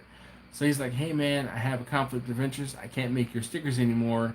And I'm like, "Oh darn, can you send me the graphic?" And he's like, "Sure." So he sent me the graphic, and then I took the sticker, the original sticker, to another friend of mine, and I'm like, "Hey, I really need your help. I want to add my website and my Instagram and my YouTube information to this sticker that was just blank, but it said Steel Drum Smokers Barbecue." It was, it was in essence this. It was in essence this, but it didn't have the website. It didn't have the my Instagram or my YouTube information. But it was, like I said, it was just this here. And I was, the first version, it was fine. But then quickly I realized I need to have my website information, contact information, my Instagram information, and my YouTube information on the sticker that I'm going to be giving out to people so they know where to find me. Right? Just having your company name or whatever on the sticker, nah. You need more information. You need to be able to point to your Instagram or to your Twitter if you have and use that, a Facebook page, or YouTube. All right, I am breaking down. I'm. We got 9 more minutes, and then we're going to end this at midnight. Anyway, so I got another friend of mine to help me redesign the sticker and to put that contact information, that other information on it. And those have been the stickers that I've been having and selling on my website, aside from the T-shirts that I sold before I went to Teespring. But yeah, so the stickers, Sticker Mule, but you gotta find somebody to help you out. Grumpus says number 3 should sign them. I thought about that, but the whole problem is I don't know what I would get her to write on it. Matt Ford, how you doing? Blaze One, what's up with you?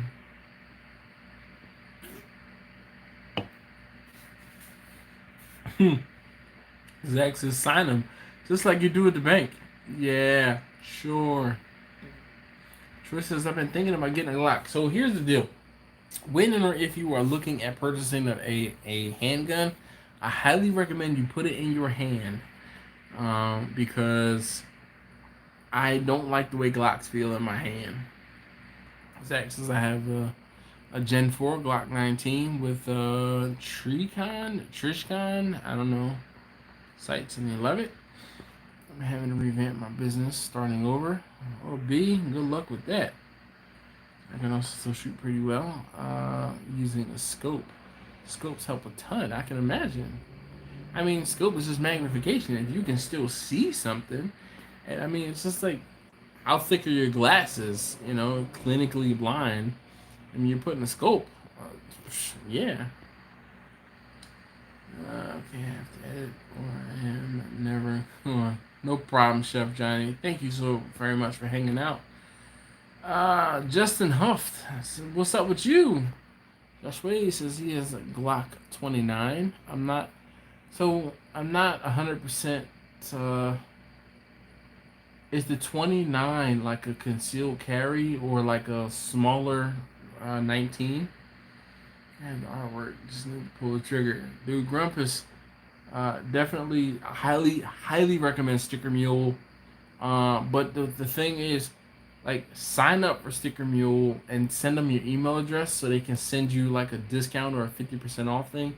because that's usually only when I re-up stuff and when I get a coupon. Vistaprint for my business cards. When they send me and I have business cards sitting on the table, on the end of the table because they sent me a thing that's like, hey, uh, 50% off almost everything, and I'm like, bet this is the time to order cards. I have 2,500 cards sitting on the end of this table I'm sitting at. If you ever want me to come and explain how I do my things, just let me know. I'm always trying to share my tricks with others in my situation. Reason for anyone to give up. No reason for anyone to give up their hobby. Guns and barbecue, where are you geographically? Absolutely don't buy off what someone else tells you to buy off what feels good to you. Yes, Zach. Yes, I gotta go. Hey, Kent, thank you very much. Long day at the grind. Definitely understand. Find a range that does firearms rental. That's half the fun. Finding the right one. Yes, indeed, comrade. You know what? But so, like, there's one weapon I have, and I wish I would have, like, I wish I would have purchased my third and fourth. Well, the third one actually changed my mind, and I don't like my second purchase, my second one, as much as I thought I would. And it's just one of those things where I was like, man, after going to the range and shooting the second handgun, I don't like it. I don't like it. Like, I ordered it, and of course I put it in my hand. I thought it was gonna be nice, and yada yada yada, blah blah blah. But I don't like it. I don't like the way that it shoots. And going to a range that has rentals, oh my gosh, that's a game changer. Had I been able to go to the range and test this one out, I probably would not have purchased it. And it's just, I don't like the way that it shoots. But the reason why it is, like, I don't like it is because it is a concealed carry type of weapon. And as far as it's not a full size, like a full frame or full size handgun, versus a lot of the other ones that I have are like 4 or 4.5 inch barrels. This one just doesn't, like, it just doesn't shoot the way that I want it to shoot. Troy says, "Oh yeah, I'm gonna try it out before I spend $600 or $700 on one." Yep. I get irritated so much when I hear people recommend what carry weapons they should buy. Yeah, man, you gotta Sagerville. Okay, so that's right. Up here, like I said, an hour and a half north of Pittsburgh, right off of I-79. As you can, I mean, yeah, I was gonna say see, but I am 1, 2, 3, 4, 5, 6, and I'm on my 7th beer. I'm 7 beers in, and so yeah, I'll here in Pennsylvania. I don't know. Maybe I'll have to work out a trip to go see my aunt or something. Got a buddy who's gonna take me to the range. Well, Troy, do it, man. I carry mid-frame Glock 19 concealed. Ah, my gosh, man. Part of the problem is the state I live in, Maryland, is a absolute bear to get a concealed carry permit. Like, absolute bear. One of the good things is I have a business, but I have to start doing more cash transactions in order to justify having a concealed carry permit. I mean, yeah.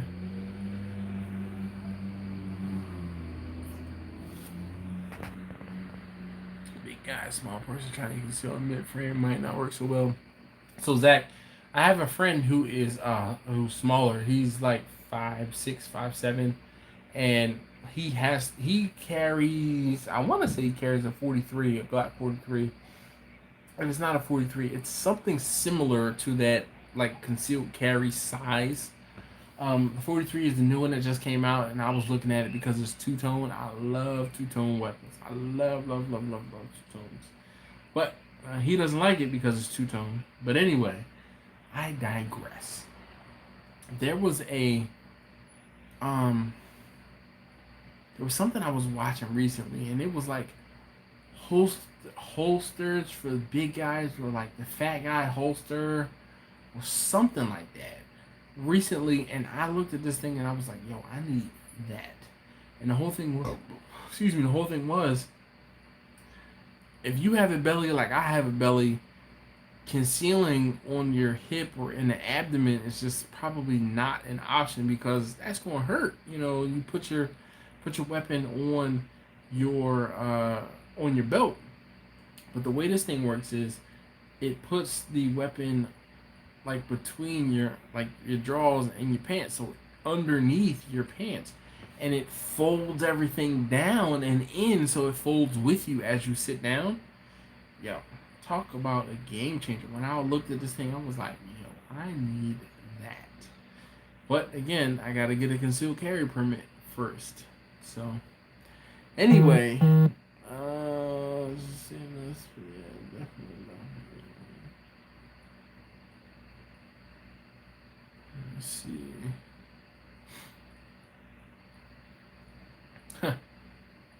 1911 for my carry. Holy cow, man! You open carry?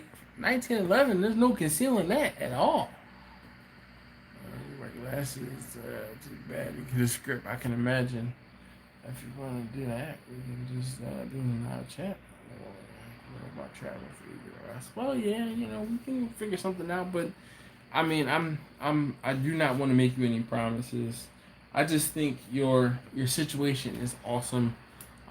It's one of those things where you would be what I would call a badass for, overcoming your situation and still doing what you love to do. So I think that's dope. 4 o'clock right now using the West Bend. Those Texas, baby. 10 mil. So I've never shot a 10 millimeter. I've been seeing a lot of 10 mils pop up recently, but I've never shot one. Never done anything with a 10 mil. 45, 49. I don't even think I've ever actually. Yeah, I think I've shot 22, but I think the next weapon I want is a 22 rifle, like a Ruger, the takedown, 1022. I want one of those. I would like to try and teach my kids how to shoot, my boys how to shoot.